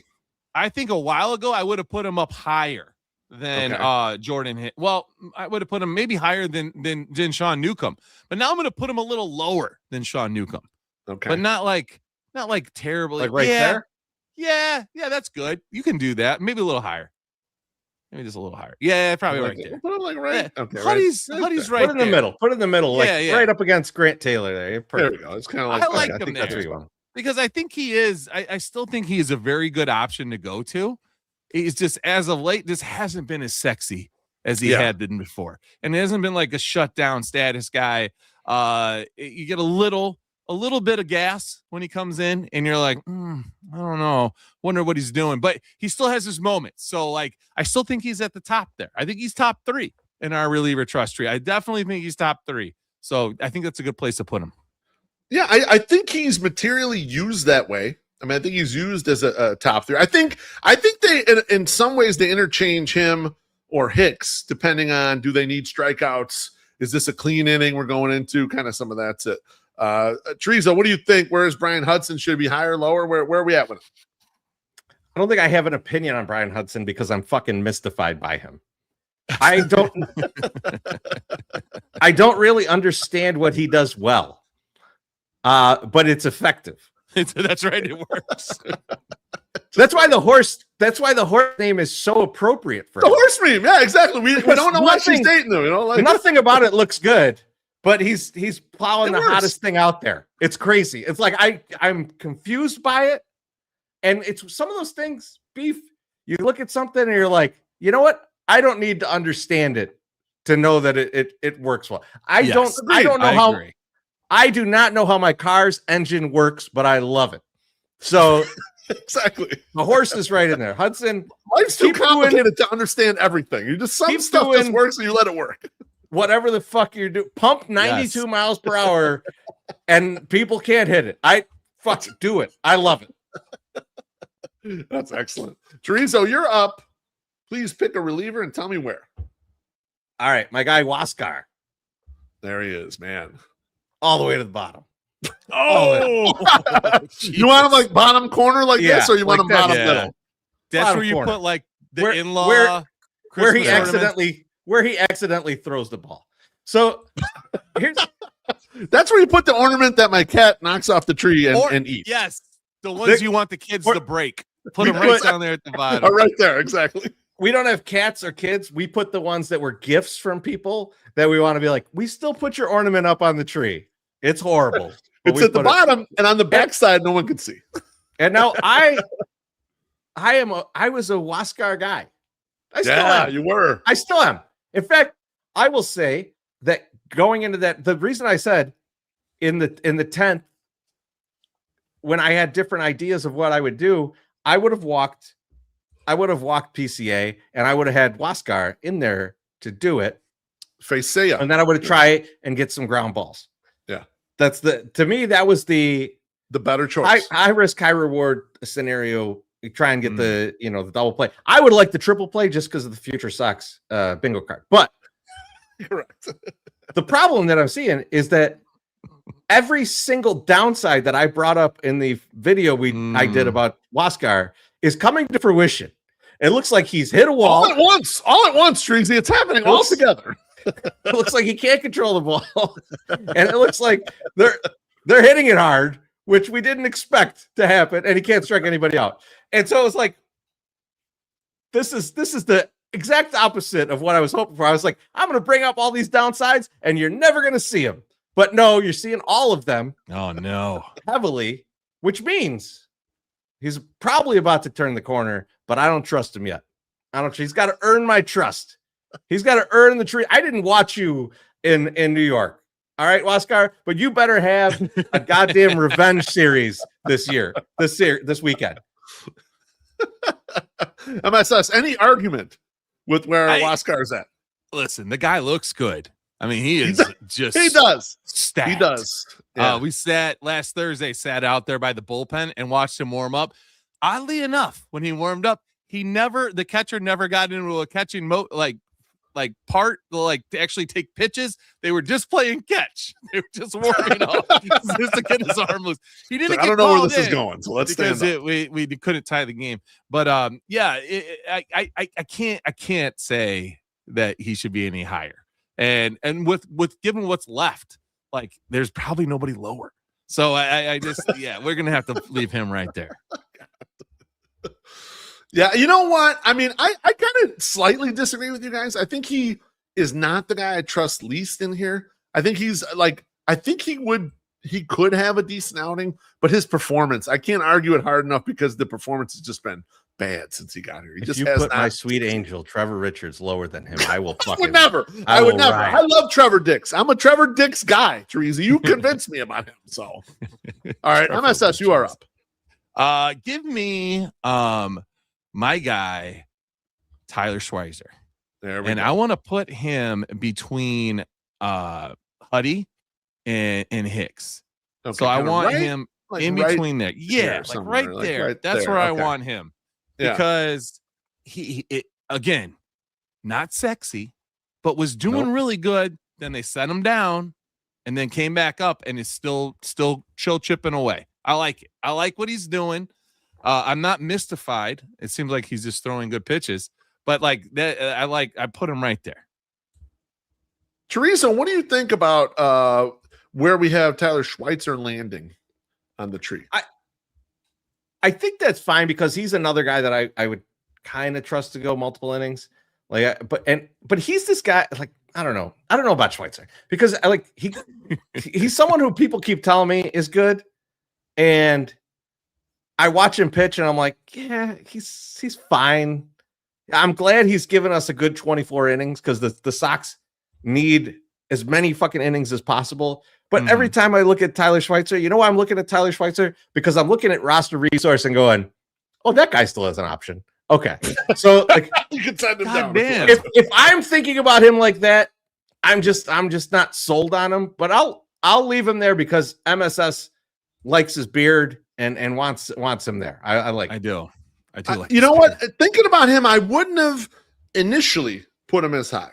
But I think where MSS has him is accurate because he's often the guy who has to fucking eat shit in the worst possible situation. And he has a sub-3 ERA. He's been, and like, he'll have to eat shit. And it's like, guess what, pal? You ate shit for 4 fucking innings. Now you got to go to Charlotte because you got to bring up a fresh arm. You don't even get your major league pay anymore. You got to get that stupid minor league pay for a while. So like, I think he deserves the benefit of the doubt. So I think he's kind of properly rated where he's at. Like, he's not as, I don't trust him as much as my horse. And maybe I would slide Jordan up, but we're not sliding Jordan up. We already settled on Jordan and have him slightly below Jordan. But like, he should be, yeah, he's got reasonable trustworthy. Jordan should probably go up. He should probably go up, but that we're just going to leave him there. We're just going to leave him there. All right, Chorizo, you're up next, baby. All right, this is going to be a little controversial. All right. Okay. Because I shouldn't trust this guy as much as I do. Give me Hagen Smith. Okay. And put him just slightly below. No, you're too low. Slightly below Newcomb. Ooh. Wow. So you want right? Yeah, like on the left, on the other. Yeah, that's fine. That's fine. Like he's peeking over the shower. Right there. Yeah, I want him right where there. he's above Hudson. Yeah, just barely. Okay, right there. And I'm going to tell you, dude, this is irrational. Yeah, I haven't seen enough of him to really know. No, and our small sample size is so fucking wild and erratic. He's at like 33% K rate and like 29% walk rate. Yes, he is. I don't know, other than PCA, if anyone could put bat to ball on this motherfucker. It's no one's hit it hard yet. But I will say, when he comes out on the mound, just PCA. He's the only one who's crushed him. So PCA's his nemesis. Luckily, we don't have to face him anymore. He's going to be the MVP. So it's okay. When he comes out on the mound, fear boner. You get the fear boner when he comes out on the mound, and for that, I put him up a little bit higher because I want to see him. We're gonna be like 7th grade all over again. We're gonna have to conceal it when he comes on the mound. Tuck it into the waistband, whatever you got to do. Walking with your butt back. And go and strong and take the ride, man. Take the fucking ride. Take the ride. This is your new ride the snake guy. It's his ride the snake guy MSS. He lost Everson Pereira. He needs one guy for riding the snake. Now he's replaced him with Hagen Smith. 100% you got to ride. Like if you're not willing to ride the snake, you can't live. You can't live a season like this. In fact, you can't live. That's what life is about. You got to ride the fucking snake. You have to die. Yeah, you know what? You're just waiting to die. You're not actually living your life. That's what I'm saying. MSS, how you feeling about Hagen Smith where he's at right now? I mean, it seems awful high. Like given the sample seems size. Awful high. I mean, it seems really, really high. And but as a guy that is okay with things being really, really high, particularly myself, I'm okay with it. Like I'm gonna let it ride because I trust in Chorizy to a certain extent. I would think the Hicks and the Hagen Smith thing could be a little different. Maybe move Hicks up. I think, but we've got him there. Yeah, I think it's a little too high. But can I answer a comment real quick? Sorry. Yeah, get in there. Put any comments you want, man. Southside Jeff T says, then maybe they should have walked him. Did you not just listen to what I said? You got to take the fucking ride, motherfucker.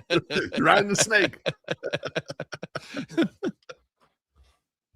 I just can't square. What do you think? That you trust him more than my horse, who's been doing it all year. Hagen Smith has like 4 innings or 5 innings. My horse has been horsing for the whole year. And you're like, you know what? Fuck the horse. I got this new guy. I'm going to put him in there. I know he's a 5th overall pick. You know, he's got pedigree. But I didn't know you to be such a prospect guy, Chorizy. I didn't know you were deep into prospects like this. Part of the ride the unknown is pissing you off. So that's why he gets a little bit above Hudson. And you can tell me to fuck myself. You can move him down. You have the fucking cursor. You could do whatever you want. Have the cursor. You can use a plus sign. Let's see. If I put him like right here, right? MSS somewhere like this. Even with Schweitzer? I would say, even maybe a little or lower. Maybe you could put him a little above Schweitzer. Yeah, a little above him. Yeah, it's fine. It's a little lower than Schweitzer. Wow. But higher than Jordan Hicks, right? So he's got to hang on, you gotta put him like that, like somewhere there. Maybe. And I think he's on the way up though. Like he's going up. The thing is, the you need different things from this guy and from this guy. Yeah. This guy comes in when it's a disaster. This guy's got to pitch and leverage. I almost kind of agreeing a little with Chorizy. We might have to move them up at least even, maybe. Okay. All right. Let these guys even, maybe. Okay, we'll put him even. All right. All right. All right. Last one is Trevor Richards, Trevor Dix. MSS, you got the pen. Yeah, I want to put him lower than Schweizer. Okay. In between. Yeah, right. Yep. Yeah, right there. That's where I like right him. there. That's where I like him. Just because I mean, he's a workhorse, right? He goes in, he gets an out here. He's throwing a lot of pitches. But again, not pretty. He's a little bit like someone hit me on Twitter and it's like, is this the new meme for this guy pitches every day, like Brian Shaw? Yeah. And he kind of is, right? Yeah. He's kind of the guy like, okay, no one's ready. This guy's got the rubber arm. We're going to fucking throw him in there no matter what the situation is. And he's been pretty good, like, covering up all that bullshit. I knew MSS was going to put him low. And so I was like, I'm going to prepare for this. I'm going to prepare for this one and show how many high leverage innings Trevor Richards has pitched, because it's probably more than you would think. It's not. It's way less than I thought. Like I was like, I feel like I remember pitching a lot of high leverage innings. He did not. It's like it's just like I think I just seen him so much that I assumed it. And no, it's a lot of low leverage, leverage that he's in. So I agree with him being a little bit around Schweitzer there. And like, I don't trust him as much multi-inning. So I think the ranking is fine there. I think you want him to slide like in the right here? No. I think it's fine. I think it was fine right where he was. I think it was fine right where he was. All right. Okay, that's our game. That was the trust tree. I'm glad you guys enjoyed that. That was beautiful. That was good. It's fun. That's fun. I like right? that. I like that Chorizy was gonna try to come at me, and then he couldn't because I knew either you or Beef would put him low, and I was like, my guy Trevor's not that low. And then I looked at it, I was like, yeah, he's probably that low. You silver hair sex symbols stick together. I like it. You know what it is? He blew his wad on Hagen Smith. Yeah, he blew his wad on Hagen Smith there. I think that's part of the problem. Well, no, I had stuff for all these guys. It was just the order that we went in. But like the Trevor Richards, it was something that like I was preparing for, and I was like, oh, I know they're gonna go at my guy. And then I looked at it, I was like, they should probably go at my guy. That's fine. Will Thrasher says Sox podcast trust tree next. Someone else will have to do that. Someone else should do that. We shouldn't do that because we're one of them. So like I would feel weird doing it, especially because I don't listen to a lot of them. But someone else should do that. We'll take care of that. We'll critique it after you put it out. We'll critique it. Not quite time yet, but be prepared for this poll. Okay. He's flashing it. You whipped it out again. I can't believe it. All right. We're still on the White Sox. 35 games left. Last thing. How does this offense keep rolling with teams starting to pitch around Mune and with Colson just struggling? MSS, I'll start with you. How do they get through these last 35 games and win out the division? Listen, I don't know. And much like on Monday night, Tuesday night, I'm like, how are they going to come back with a 2-0 deficit, already, and they fucking find a way? These guys, and there's a new guy that shows up, 2005 Illini. It reminds me of them a lot. Is that you had a guy, next guy up mentality with some of these dudes.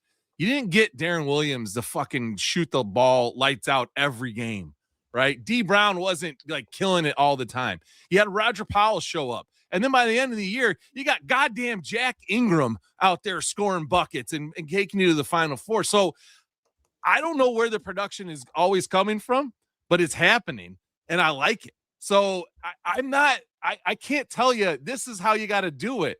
They just, whatever they've got in the mix and whatever they're doing, they just got to keep doing it because guys are showing up. They're excited. They seem to be like trying to put bat on ball all the time. Chase Mydroff, motherfucker. I mean, my God. It's good. just insane. So I I don't know. I just can't. I can't explain it. I can't tell you this is how you do it.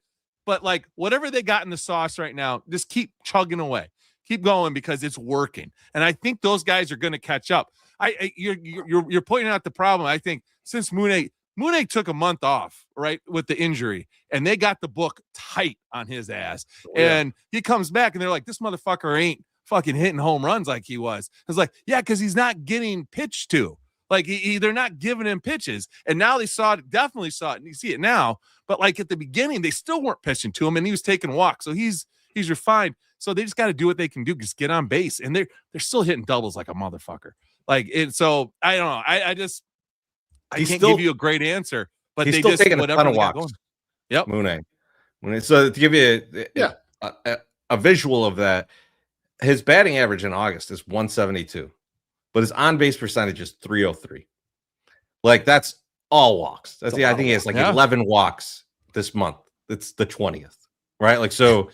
This is Mooney. I think is still having pretty damn good at bats, but they are not throwing him anything. No, because they're not worried about if they put him on base. They don't care. No. And they are. Sox are capitalizing a little bit on mistakes too. I think like when they're like when they have all year. Yep. They are definitely capitalizing. They do a great job at that. on the fucking mistakes, and that is just that's good. So that's another way you keep it moving. That's something that we haven't seen in previous years too. No. So that's a tribute to them. And I think I'll say this because I give this guy shit a lot when he fucks up, but I do like him in general. Is Justin Jerschley. Like he's aggressive at third base, and like definitely. I had no problem with it. I always want that, but I am gonna go like, what the fuck are you doing when you do this?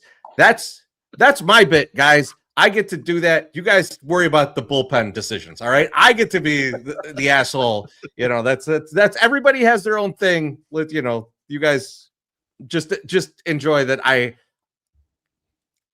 will give you shit for saying why are you making fun of him for that bullpen decision, but I will rip on Jerschley, who I like for bad calls. Beef, how do they keep this running?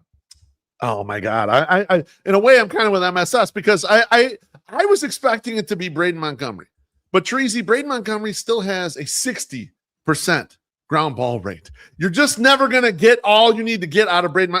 He's taking walks. He's playing good defense in right field. You're getting the tertiary stuff, but you're not getting the power out of him. And he's not going to get it until he figures that out. And that may be a next year thing. I was hopeful that he was going to turn it around this year, but I'm just not seeing the power come through. They've already gotten DH miracles out of Benny and Grichuk. I don't know how long that can hold up. That has been absolutely tremendous. MSS mentioned Meidroth. Coming into today in the second half, since the All-Star break, Chase Meidroth, 149 WRC plus. He's been an absolute fucking monster. Both sides of the ball. Terrific defender at second, at the Keystone, and a fucking monster hitter. We know they're going to pitch around Mooney. We know they're starting to figure out Colson Montgomery. Chorizy, 1992, 8th grade BCA Bandits. Who's getting the ball in a big situation? Who needs to get the ball? You.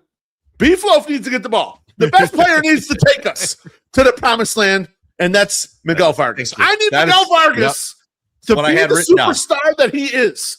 This is his time to shine for us. This is his time this last month to run hot again and show us, look, this is the best player in the roster. I've had multiple people hit me up on Twitter, DMs. The best all-around player on this team is Miguel Vargas. He can do everything. He kind of can do everything. Yep. And they're going to need him to get hot one more time down the stretch here because I don't see the other situation. They're even starting to figure out Antonacci a little bit. Antonacci is... he started out the gate, and he's still a very good hitter. And don't get me wrong, there's no hate on the back, but they are saying, like, we got to be more careful with this guy, which they're doing with all these guys. And so to me, Miguel Vargas is the guy that needs to take back control of this offense and be the star we think he is. Before the season, I called him the daddy of the offense. Daddy, take us home, baby. So to bounce off that, Beef, I have two quick things that I had in my notes that I want to talk about. 3 things. Real quick. One, the Mooney thing, them pitching around him. They're doing the same thing to Colson. Colson needs to leave the fucking bat on his shoulder a little bit more. He's starting to do it. I'm predicting Colson 6 walks this weekend. I love it. I love this that weekend. All right. Braden, I think Braden, Beef, he's seeing the ball better now. Yep. And maybe it's just I just watched that Ted Williams video. He's not getting around on it yet. So you're seeing him making really good contact, and every time he makes good contact, it's the other way. It's the other way. Yeah. And I don't know. I didn't follow him enough in the minors. Maybe that's his game. Maybe he's an oppo field hitter. But like, if we're going to unlock the power, he's got to get the bat through the zone on these balls earlier. He's just not there yet. And I don't think that's a next 6 weeks thing. Yeah. Right. And so I'm with you that like, he's going to still contribute. He's a fucking great glove in right field. I love watching him out there, and I absolutely love him throwing the ball. Don't throw it around too much. Don't be Yasiel Puig, but like I like watching him throw. But Beef, I had this written, and I'll read it verbatim from my notes. I think a lot of this falls on Big Al, whether we like it or not. He's the best hitter on the team. This is the time you show it. But I do have a question for both you and MSS on this. With the way that they're pitching to Mune, do you move Miguel in front of him and have Miguel bat number 2 in front of Mune to force them to throw better pitches to Miguel? I'm usually not a protection guy. Yeah. Yep. But they are obviously throwing bullshit to Mune. They're scared of Mune. Right. So do you switch them in the order to try and take advantage of that? Chorizy, I've always liked that setup anyway, because going, especially against a right-handed pitcher, Antonacci, Vargas, Mune, because you go left, right, left, you really kind of take it from them if they want to try to change pitchers, right? The thing that a lot of Sox fans get frustrated with is the handedness. The White Sox have to switch for handedness.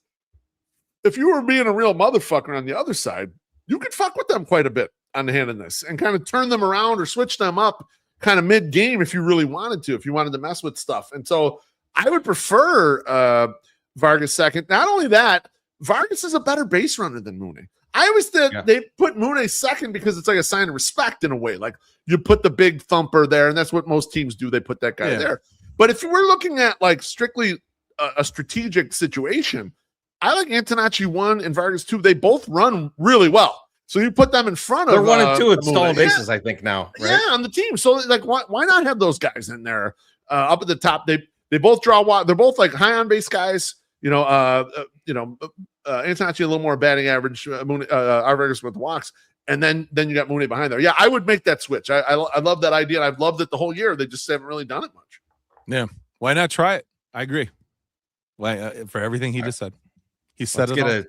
Jeff, I missed your drink, Jeff. So we got to get into this.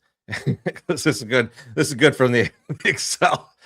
Beef, was this tree the one eye on work productivity game? it was the Tony Snell game. No, it was not actually. I after work I cooked dinner, and then Bonita and I were eating dinner, and I was watching Sopranos. When I finished eating, then I started making this as we were watching an old Sopranos episode. So no, I did not do it during work time. Not that I wouldn't, but I just I didn't have my full thoughts on how I wanted it to look. So I really like that you made eggplant parm while watching Sopranos. I watch an old Sopranos episode every Thursday before the podcast. Every single Thursday. I love it. Get you in the mood. Prez just showed up. I got to tell you a funny little before we get to the ad. Yeah, a funny little thing today. Talking to Gabriel at the game, and he's like, yeah, I went to the Wrigley bars after the game. He did. I said, oh hell yeah, Gabriel. I said, and someone was like, how many beers do you have? And I was like, Gabriel ain't gonna have no beers. He's his body's a temple. He doesn't really drink. Yeah. But we're saying that. I said, Gabriel, how many did Praz have? And he just goes, a lot. Truer words never uttered. Good job, Praz. I like those two guys. They would be. I like them together. I like them together, and I appreciate buddy comedy. You know what though? I do appreciate that. Like, Praz is out there in the bleachers with Gabriel, because I worry about Gabriel in a situation like that. That people will fuck with him.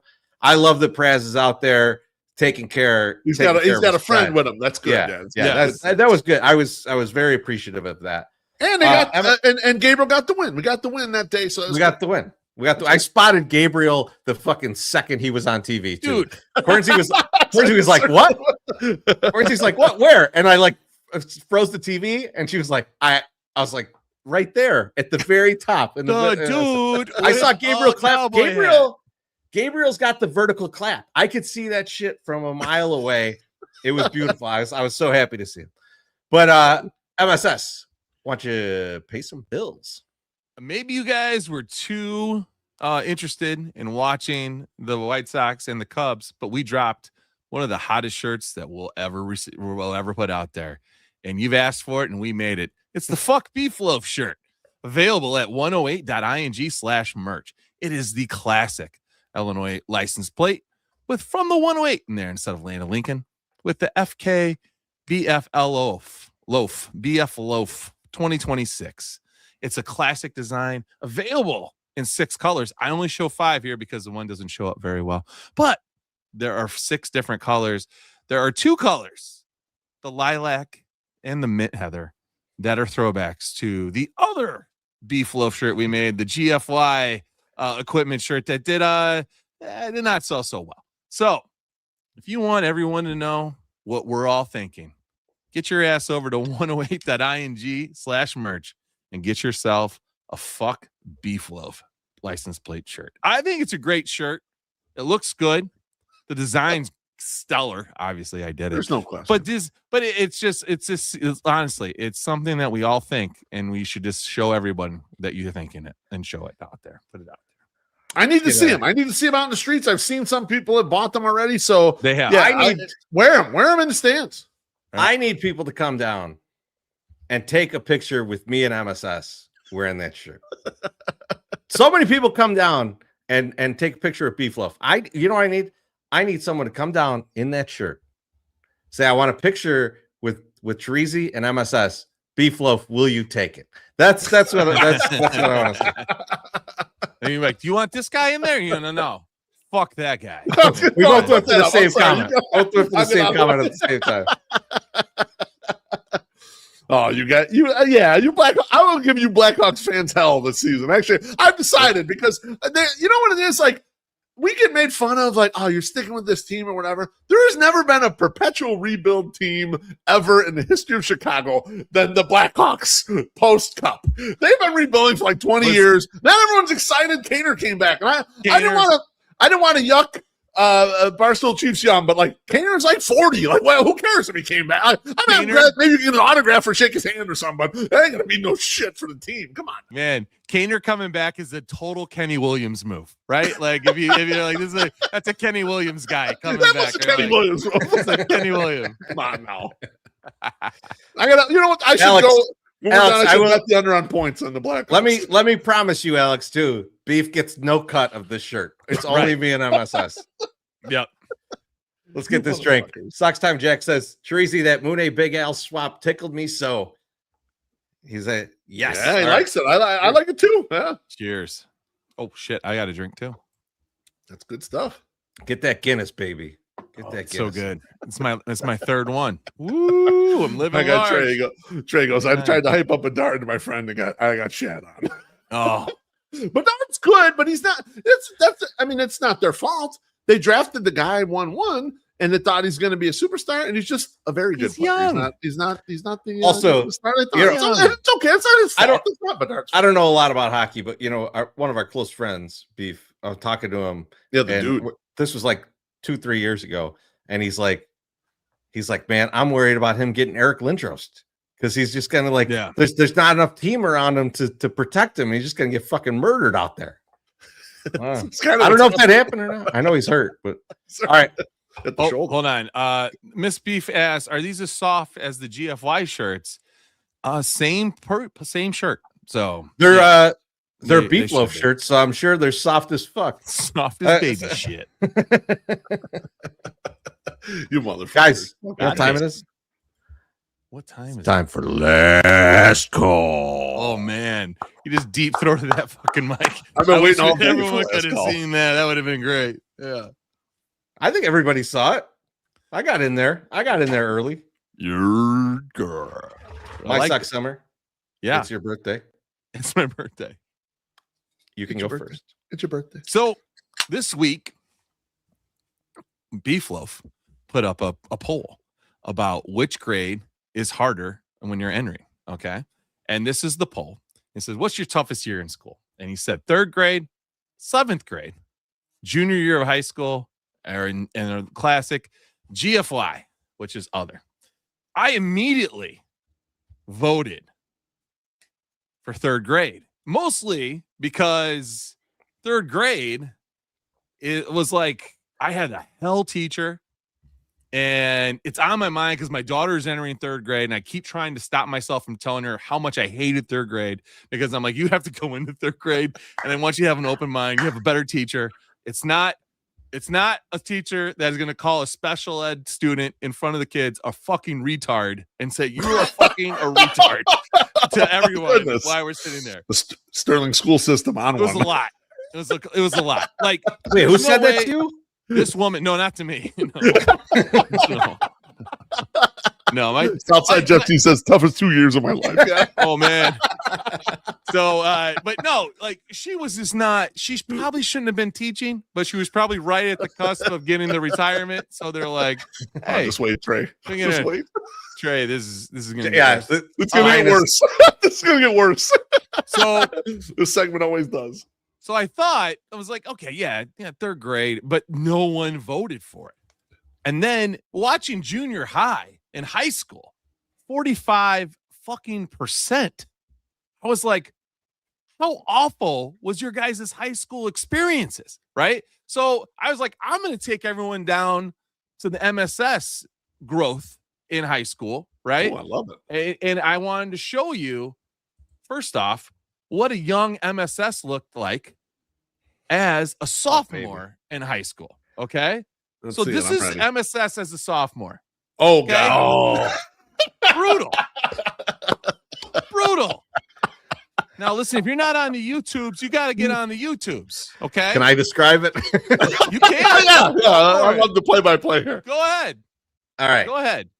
So MSS is in a oversized t-shirt for like his a Gap tall, shirt. Yeah. lanky body. Yep. He's Yep. got on some thin-rimmed glasses, not quite the lady glasses that he wears now. These are more like 80s style glasses. 90s. He's got 90s. he's got some kind of comb over, but it definitely looks Yes. kind of like a picture of like the guy that killed 42 people, and then he's got braces to go with it. Yep. I think that's the best I can do there. Yeah. I mean, that's basically it, right? Well, like what you're not telling people though, is that around my neck is a big leather strap, like a fucking necklace See, that is MSS. attached. I thought that was a lanyard. I thought that was Nope. like a school lanyard No, thing. because we did not do that back then. Anyone could walk into the fucking school then. No, this is a fucking leather necklace with a goddamn crystal attached to the end of it. It's a crystal at the end. Okay. This is like 90s shit. Like I am 100%. That's the best comment. That's the best comment. We might have to shut the show down. It's a Now- CJ said, "Damn, Benetti aged terribly." I'd gone into the cool store at the mall to buy the necklace with the crystal on it. But yeah, this is MSS come sophomore year. Alex, I'm with you. That was Alex, me. I'm with you. That's what that is the picture of a guy that's like, yeah, this guy killed 16 people in his hometown. So that was me in sophomore year. Now listen, I'm not gonna Comments are just say, killing me. I will say, MSS, this kind of ruined everything about your college, about your high school to me, because I assumed that in Sterling it was a single log cabin with all you guys in one thing. No. But that don't look like that. That would be the case. No, it's not that small. But now this is junior year MSS. And now what happens in the summer between sophomore year and junior year is junior MSS gets contacts. Number one. Oh, huge. Number two. Huge. Number 2, Races come off. Yes. MSS. Okay. Woo. Look at the cocksure smile in MSS junior year. Well, even they're different. Look at that. with his goofy ass haircut. Okay. I had the whole head shaved with just the bangs, and the bangs were dyed with sun. Like Pony Boy going on the run right here. Bro. Why is this picture in black and white? Because That's throwing me for a loop here, Chorizy. I can't confirm this. But I think my mom says, you have a goofy ass haircut. I'm not paying for those pictures. So we didn't get pictures that. CJ says, wow, PCA is aged horribly as well. Now, this MSS right here, okay? He's smiling. He's happy. This is an MSS that smoked pot in his friend's backyard, started talking to girls. Just a lot of good things going on here with this MSS. The school ran out of funding. That's why it's in black and white. He went to. No, this is just the year. We didn't have color pictures for underclassmen. It was all black and white. So that's just what it was. I don't know. Trey, get it out I'm there. sorry. Trey, I'm sorry. You missed the bought that. 90s. It was fucked up, man. It was wild. It was a battlefield out there for hair. Yeah, the haircuts were something. I was one of 8 in our school that had that haircut. I believe it. Yeah. I believe it. Now, this is MSS in the background when he wrote for the student paper. For that 1 year. But again, who's that babe in front of you? Oh, that's Stephanie something. I don't remember. I will say, out of the two old back then. Out of the two hairstyles in this picture, MSS has the better one. He does. There's no question. Other MSS would laugh too. Listen, this is junior year, right? Like I came out of the shell. I think the pot helped. I think talking to girls. So wait, that picture was meant for us to think that your junior year was great. Better. Oh, much better. Agreed. Much better than sophomore year. Better in third grade. Better in sophomore year. I didn't know about third. Can we rewind to this? Because your pictures are making me cry over here. Not that. Oh, I don't need to see that again. Put that away. All right. You're gonna make Slim Mick drive off the road. No, take the pictures down. I want to pull up Trey's comment because Trey says, "Why 3rd, 7th, and 11th grade? All those laughed my fucking ass off." And the reason why, let me give you a quick summation here. 3rd grade, like MSS said, 3rd grade's horrible, and a lot of you repressed 3rd grade. You've pushed it out of your memory. But that's the year where it changes from you just show up like it's fucking daycare, and you got to actually learn some shit. That's where it starts separating everybody into the groups that they're going to be in. Some people are losers, dumbasses, the nerds, the smart. Yeah. That's when the separations all start in 3rd grade. 7th grade very clearly. Let's stop in 3rd grade for a second because we should say something. Because we see a lot of you motherfuckers on Twitter, and we know that you did not learn the shit in 3rd grade that you're supposed to in the math class. All right. So we know that shit was tough in 3rd grade for spelling, you. Right? Exactly. Very clearly. You guys didn't learn shit. 7th grade, obviously, because 8th grade's just a party. So 7th grade's got to get you ready for high school. 7th grade really is teaching you how to be a freshman in high school. Because in 8th grade, you don't do shit. Constitution test. That's all you got the whole year. Dude. You fuck around the entire fucking year. 8th grade's a great year. You're king of the school, all that shit. 7th grade is a motherfucker. It always has been. And you're also dealing with so many hormones in like 7th and 8th grade. Like 7th, you don't even know what to do. The amount of boners at your desk. Yeah, no, you're right, Trees. That's what I was talking about too. Is like everybody's going through growth spurts at different levels, and like I was like 5 foot or 5'2". Beef, you remember this because I was 5'3" when I started fucking high school. Yeah, like I'm like, not that I'm tall now, but I'm 5'9" now, 5'10", whatever, 6 inches. Like that's a huge difference. So like I'm like 5'1". 6 inches is a lot. You're right. God bless. I like to say 3 inches is a lot, but whatever. But either way, it's 5'10". But I was like if you ever see me at Cork with my buddy Joe, that he works there, he was that height when he was in like 5th grade. Yeah, so I was like a foot shorter than that motherfucker until high school. So it was like that was rough being like the little short guy. Yeah, the runt. You guys don't sure. get that, you two motherfuckers. No, when I graduated 8th grade, I was 6'1", 185 pounds. I was a fucking grown man size when I went to high school. Because people who were hitting me in the replies were saying that either freshman or sophomore year of high school were like worst years, were bad years. Freshman year, I realized that like I just didn't get hazed that bad. And I told a couple hazing stories on Twitter. I told about Chorizy. I told that Marcus Patterson pantsed me at an all team practice when I was a freshman. He was a fucking senior. He was actually cool to me otherwise, but he's like, damn, man, you got a hairy ass. You know, like it fucked with me a little bit, but it wasn't as bad as a lot of people got. So I kind of skated through. Now, 11th grade is obvious. 11th grade, you're preparing for college. You got to start making decisions. You got ACT, SAT, all that bullshit. It's a fucking brutal ass year. So to me, those are the 3 tough years. I'm sorry. That's where I landed. I think 11th grade would have been tougher for me if I hadn't already decided I'm going to NIU, and the requirements to get in that school are really not that hard. Like I can probably get in there, and if I can't get in there, I can definitely go to Illinois State. So like I could have figured it out. But yeah, like I just had a great time, and I think I feel like there was a lot of like, I don't want to say depression, but just like upset about things and like care too much freshman and sophomore year. And junior year, after toking a little bit of that reef, I was like, I don't give a fuck about nothing right now. Like, let's just have a good time now. And I did. And then everything improved. Like everything was just so much better because I just didn't give a fuck anymore. So, and it worked out fine. Like, as you can see, I'm not fully employed or anything. I'm not gainfully employed and have a great job, but you know, I'm doing my job as a thing. But I wanted to put this out here because sophomore or junior year MSS helped me turn into senior year MSS. Who there he is. What a beefcake, man. Look at him. You know, with the crumpled background, with the chair backwards, which I was very happy with. You know, you got the long sleeve t-shirt underneath the olive green t-shirt with the jean combo. But I was like, oh man, that's really cool. You were in Eve 6. I'm sitting there.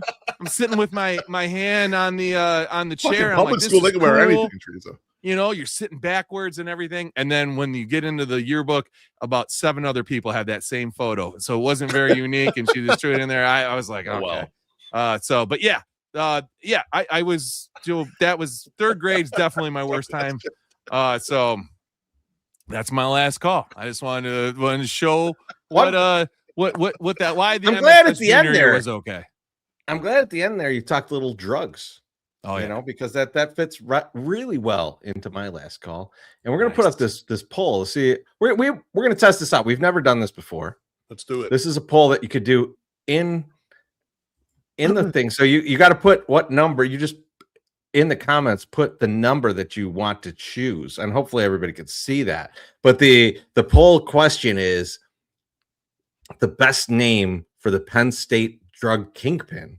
Is it Snow Paterno, Pablo Pledge-Scobar, Blow Pa, or you get the GFY at the end. So you just put the whatever number it is that you want. Just throw that in the comments. It should affect the poll. We'll see how that works. But what? That's nice. I like what it just jumped to. That's funny. That's awesome. But I had to go blow. I think everybody's familiar with this story, right? Like, so basically, there's this guy Agostino Abatiello. He went to Penn State.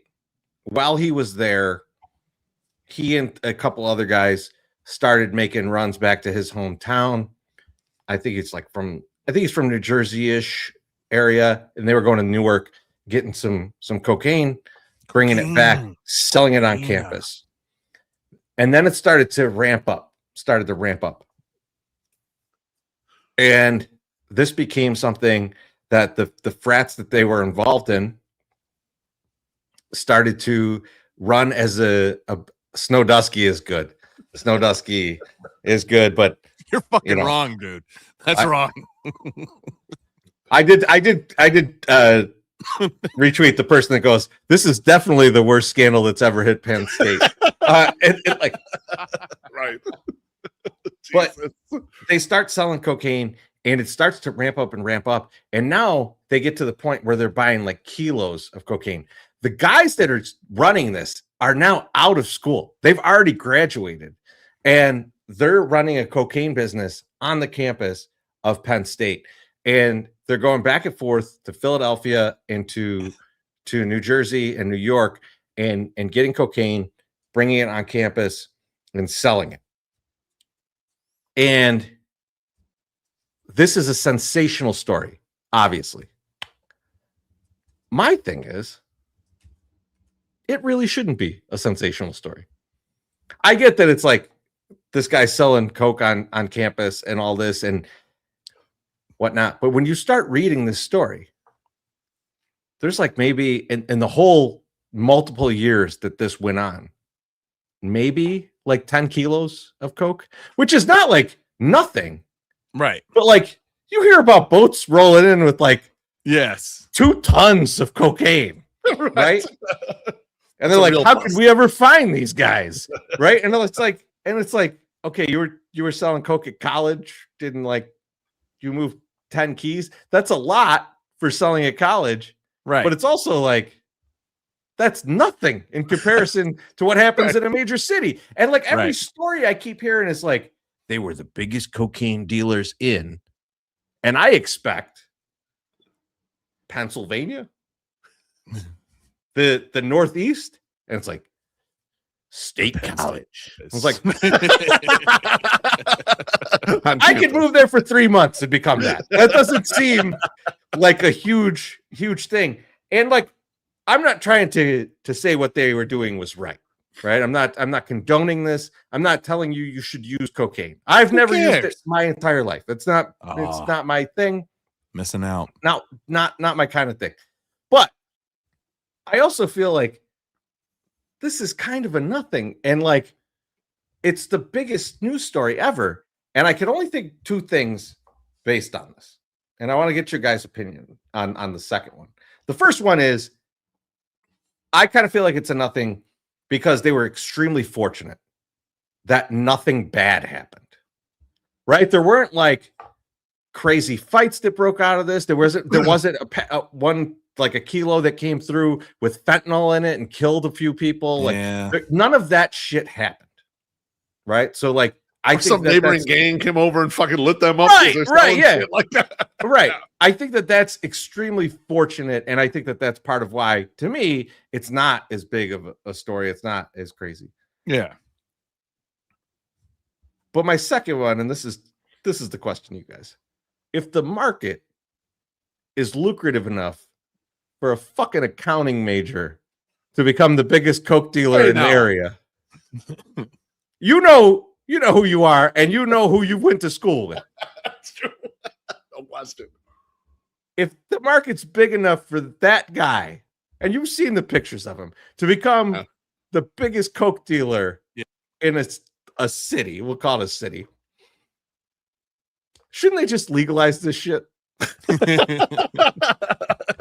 everything I'm looking at too, like the 2 things I'm looking at are this, like, one, everybody's like, who cares?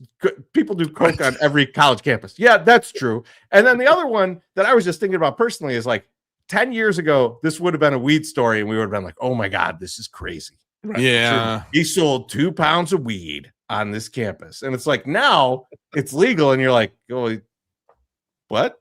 Yeah, I don't care. So is this story actually the best example of something that says you should legalize this drug as opposed to send Pablo Escobar to prison for 15 years? The only thing I would say, Chorizy, and you said it in there, is that there's a component of fentanyl getting mixed in or somebody dying in that, and you could at least regulate more reason to legalize. Yeah, right. And I think that makes sense, because that makes sense to me. Other thing, though, is that people get very, very addicted to a cocaine versus like a weed or some other type of drug, right? Like, if you get addicted to, I don't know, say shrooms or something, right? Like, you're not gonna, you really can't, because you can't do them so often. Like, you have to space. Let me throw something at you. Cocaine, you can do that all the fucking time. So that's where I let me throw something at you with legal drugs. You see anybody get addicted to alcohol? No, you ever see that happen? That seems unusual, right? That doesn't happen very often. So maybe you got to get all the Jump this in there. cocaine manufacturers in there, and then they say, "Hey, we need a lobby Congress so that we can get this shit legalized," because that's what it come down to. I just get worried about that. Like, I know I would say, what do you think we would have to see the percentage of people that are fucking like, usage, and then people that are in that like bad way with the alcohol. It's a lot. That exists, I'm sure. Though for cocaine, it does exist. No, like cocaine is here. It exists. Everybody. No, I understand. Like if anyone wants it, they can get it. They can get it. Yeah. Oh, when you get to that point, you should just legalize it, because what it is at this point, it is legalized. But there's the way that it's legalized is that the people who are enforcing the laws are getting the licensing fee from the dealers, as opposed to like the government getting a licensing fee from stores. Right. And I'm going to tell you that the people getting that money, they don't regulate it quite as much as a government would. So I'm a very anti-government person in general, but in this case, they probably do a better job than the people that are enforcing it right now.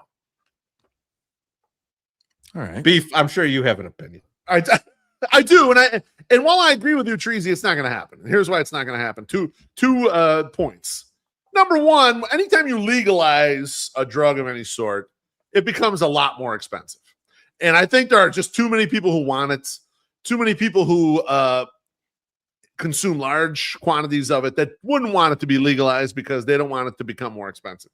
Two, it starts to jump off of like being taboo, and it depends on who consumes what. And cocaine is a very like rich white person drug still. It has been, and it seems like it's gonna continue to be. And so that's why it's gonna evade being legal. So it's not priced up higher. It's still kind of taboo, so it's like, oh, it's the cool thing we're doing. And it's going to kind of stay in that little pocket right there. I just don't see it because of all the like you mentioned, like, yeah, people get in trouble for drugs, but like Marcus Jordan has cocaine all over his face and nothing happens to him, right? Like Paris Hilton's covered in cocaine or whatever for 10 years. Nothing happens to her at all. You realize it's a pick and choose with the cocaine thing. So no, maybe it should be legalized. Like in theory, it should be, right? All these drugs really should be legalized, and then you can have a better control over them. But cocaine's not going to be it. That's the rich people like that one too much. Are you concerned that Snow Paterno and Blow Pa are dead heat right now? We need more votes. We need votes. Like K-Dog, please vote with a number, either 1 for Snow Pa or 3 for Blow Pa. Oh no, Snow Paterno. Or 2 for Pablo Plejskobar, which is like the first one that I saw come out, and I was like, we could do better. We could do better than that. I'm really upset with Chorizy because she voted for, and I don't like that she voted GFY. Like, you have to make a decision. Like, you're part of this. You need to make a decision. GFY is a valid vote. GFY is for you can pick something else. You can make you can make your own if you want to do it. She may have liked Snow Dusky. We don't. Yeah, who didn't like Snow Dusky? Some boys. Beef, what's your last call? Boys, oh man, I wanted to talk to you guys about this. This thing is packaged interestingly, so we'll see if we blow the comments up with this or not. But you see these often out there in the Twitterverse, and it's the guy with the swords all around him. Yeah. This is from a guy called Stunner. He says, "What opinion about women do you have that makes people feel like this, like they want ready to kill you?" And Stunner says his opinion is that the best generation of men to ever exist for women are modern men. Now I'll read the rest of this, but keep the question in mind. He says, he says, our grandfathers waited outside the delivery room. We're inside the room, holding your hand, rubbing your back, watching you scream at us, supporting you. Our grandfathers married virgins. We're marrying prostitutes, OnlyFans whores with 50 to 100 body counts. We still call them wives and provided for them. Grandfathers married women who could cook, clean, slim, and rear children or take care of children. We're marrying fat, useless women that can't even, I think it's boil an egg or season chicken. The poll's in the way. I can't. Sorry. Hold on. Grandfathers married 18, 20, 22-year-olds for youth and fertility. We're marrying 35, 40-year-old grandmothers and then spending $30,000 IVF because their eggs are dead. Jesus.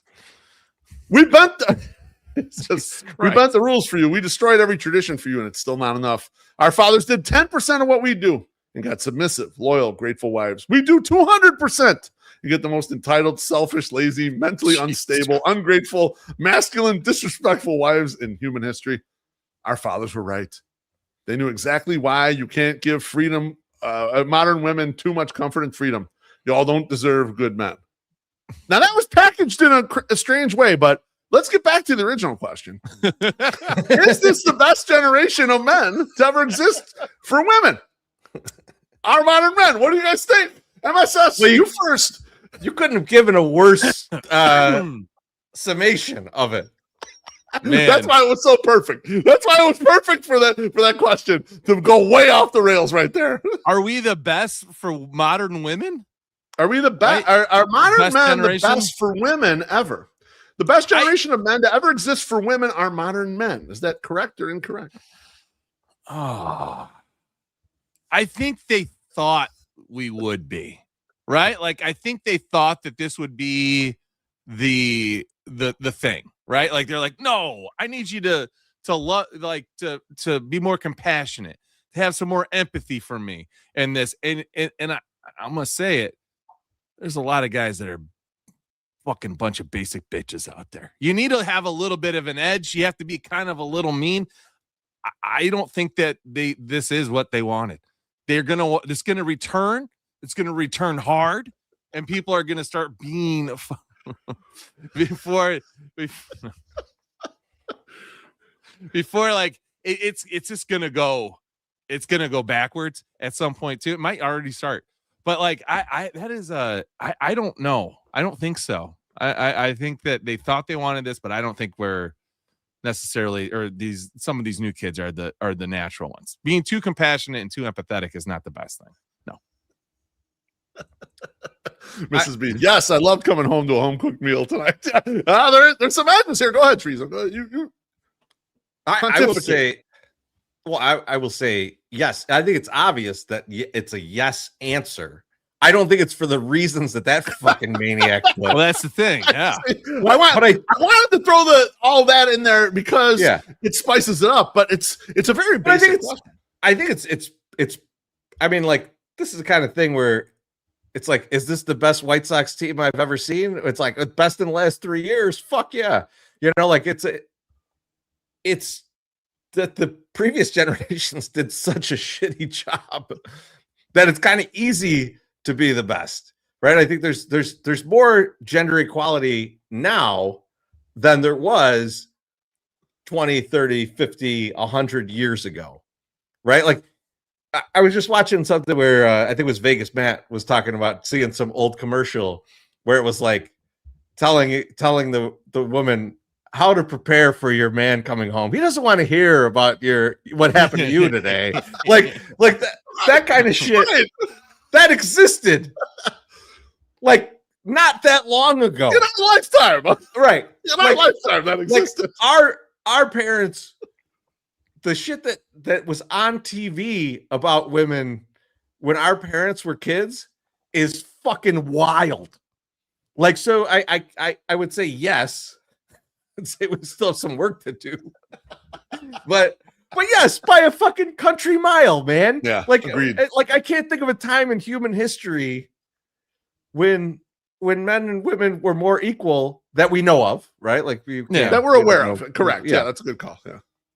But that doesn't mean we've achieved equality, right? Like, it's just like, and whatever this guy's talking about is fucking insanity. Like, that guy, that guy definitely has never fucked. We can tell by the post, but I will agree with the sentiment that, like, this is the best men have treated women in a long time, which is more sad than it is. I'm more sad about it than I am proud of it. Yeah, Mrs. Beef says women weren't allowed to have their own credit cards in the 70s. That wasn't too long ago. Yeah, I was going to back this up by saying, like, pretty clearly, obviously, I agree with you, Chorizy, like 100%, because now women can have any lifestyle they want Yeah. in a marriage. They could. I mean, look at your lifestyle, MSS. Your wife is allowed to go out there and work, and you would stay home and take care of the kid. That didn't happen in previous generations. That shit didn't fucking exist. And like, I was even thinking, Chorizy, about like our dad when we were kids. My dad could cook and do everything. So my dad could fucking like cover all the stuff that was needed to be covered. It was super rare. I did not know other dads that could do all the shit that he could do. And it was like, wow, that's something. Like, it was like, it was a kind of a special. My dad had his flaws and all this shit. I'm not painting him out to be some superstar, but he was like able to be that kind of dad. Like, dad's not like, I don't know. We know some people who would even claim to us, yeah, once I started having kids, man, I wanted to make sure I was at work all the time. I don't want to take care of them kids. I mean, almost all the dads I know are very fucking hands-on now. It's a different fucking world. Yeah. Like, it's changed dramatically. I would say that it's yes by a mile, and I agree with Chorizy. It's not perfect yet. And like you were saying, MSS, maybe we lost some of the masculinity. We got to grab a little of that back and kind of like, because I know for me, I'm not a handy guy. I make enough money where we could pay someone to fix the shit, but it'd be better if I could fix it, you know, like that sort of shit. I mean, we're all handy guys when it comes down to it. But I think that like I must have not interpreted the question correctly. Like I think, yes, we probably are treating women more fairly in certain regards. But then listen to this guy calling women that are working on OnlyFans fucking whores with body counts of 50 to 100 people. That's wrong. I mean, I don't know, man. Like I enjoy the lifestyle that I have. I like being home and doing this stuff and working and doing weird shit. But like your dad didn't, some of the grandfathers, they couldn't talk into a microphone in their basement and actually make a couple of dollars, nor could they flip stuff on a magical thing called the internet, you know, and make this. So there's like, we've matured in different ways, right? But like, it was like my dad. Let me just say this. He cooked things. Let me say it this way. Things. Go ahead. Let me say it this way, because you're saying, oh, if they could talk on the internet and do this and do that. Imagine if they could. Imagine if you had recordings of your grandfather talking about this subject. It would be horrifying. It would be bad. I would say you would not play it at Christmas. This would not be a Christmas recall. I'll say this: there would be one grandfather in my past that I would shudder about what he would say, and I would say my other like one of them would have been fine.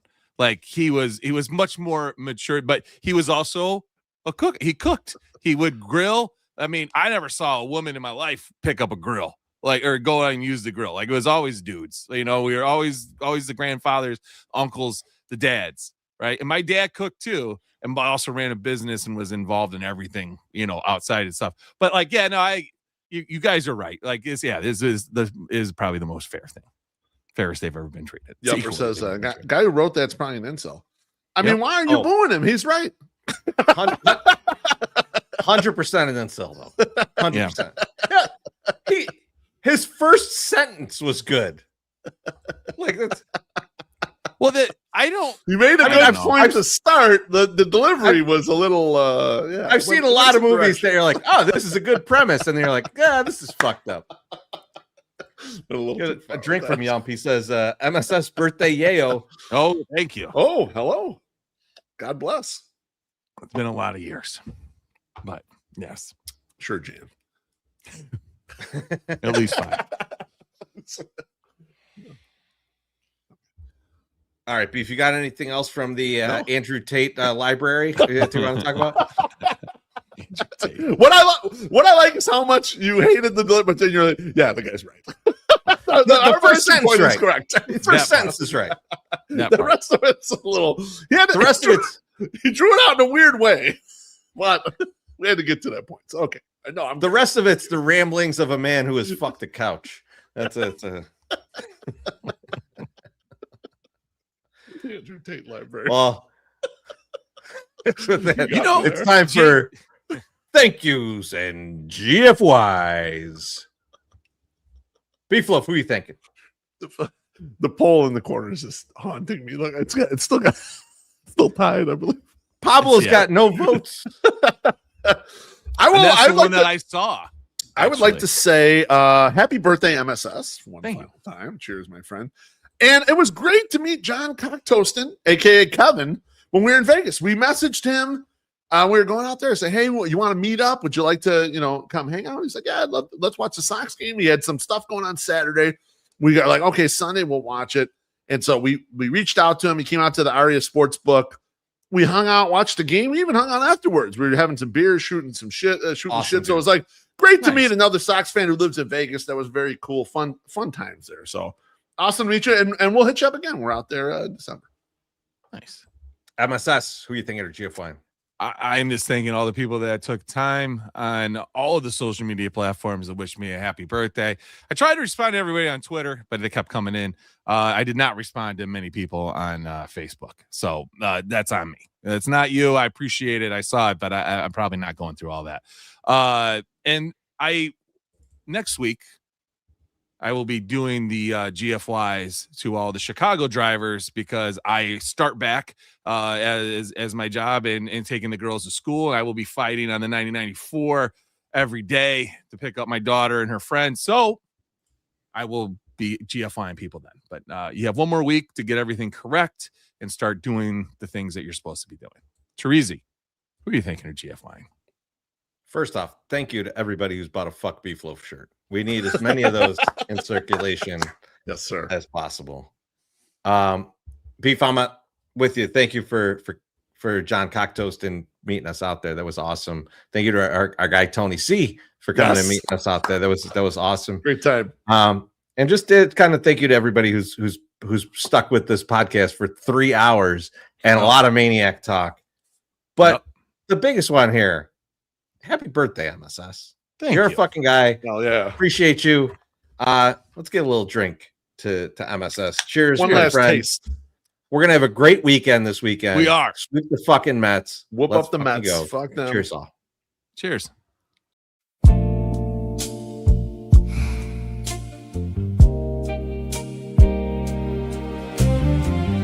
Hey, baby. Thank you for spending your little Friday with us. Hope you enjoyed yourself. We gave you a feel of baseball, beer, and bullshit. Now it's time for you to go do horny stuff. We'll see you next week.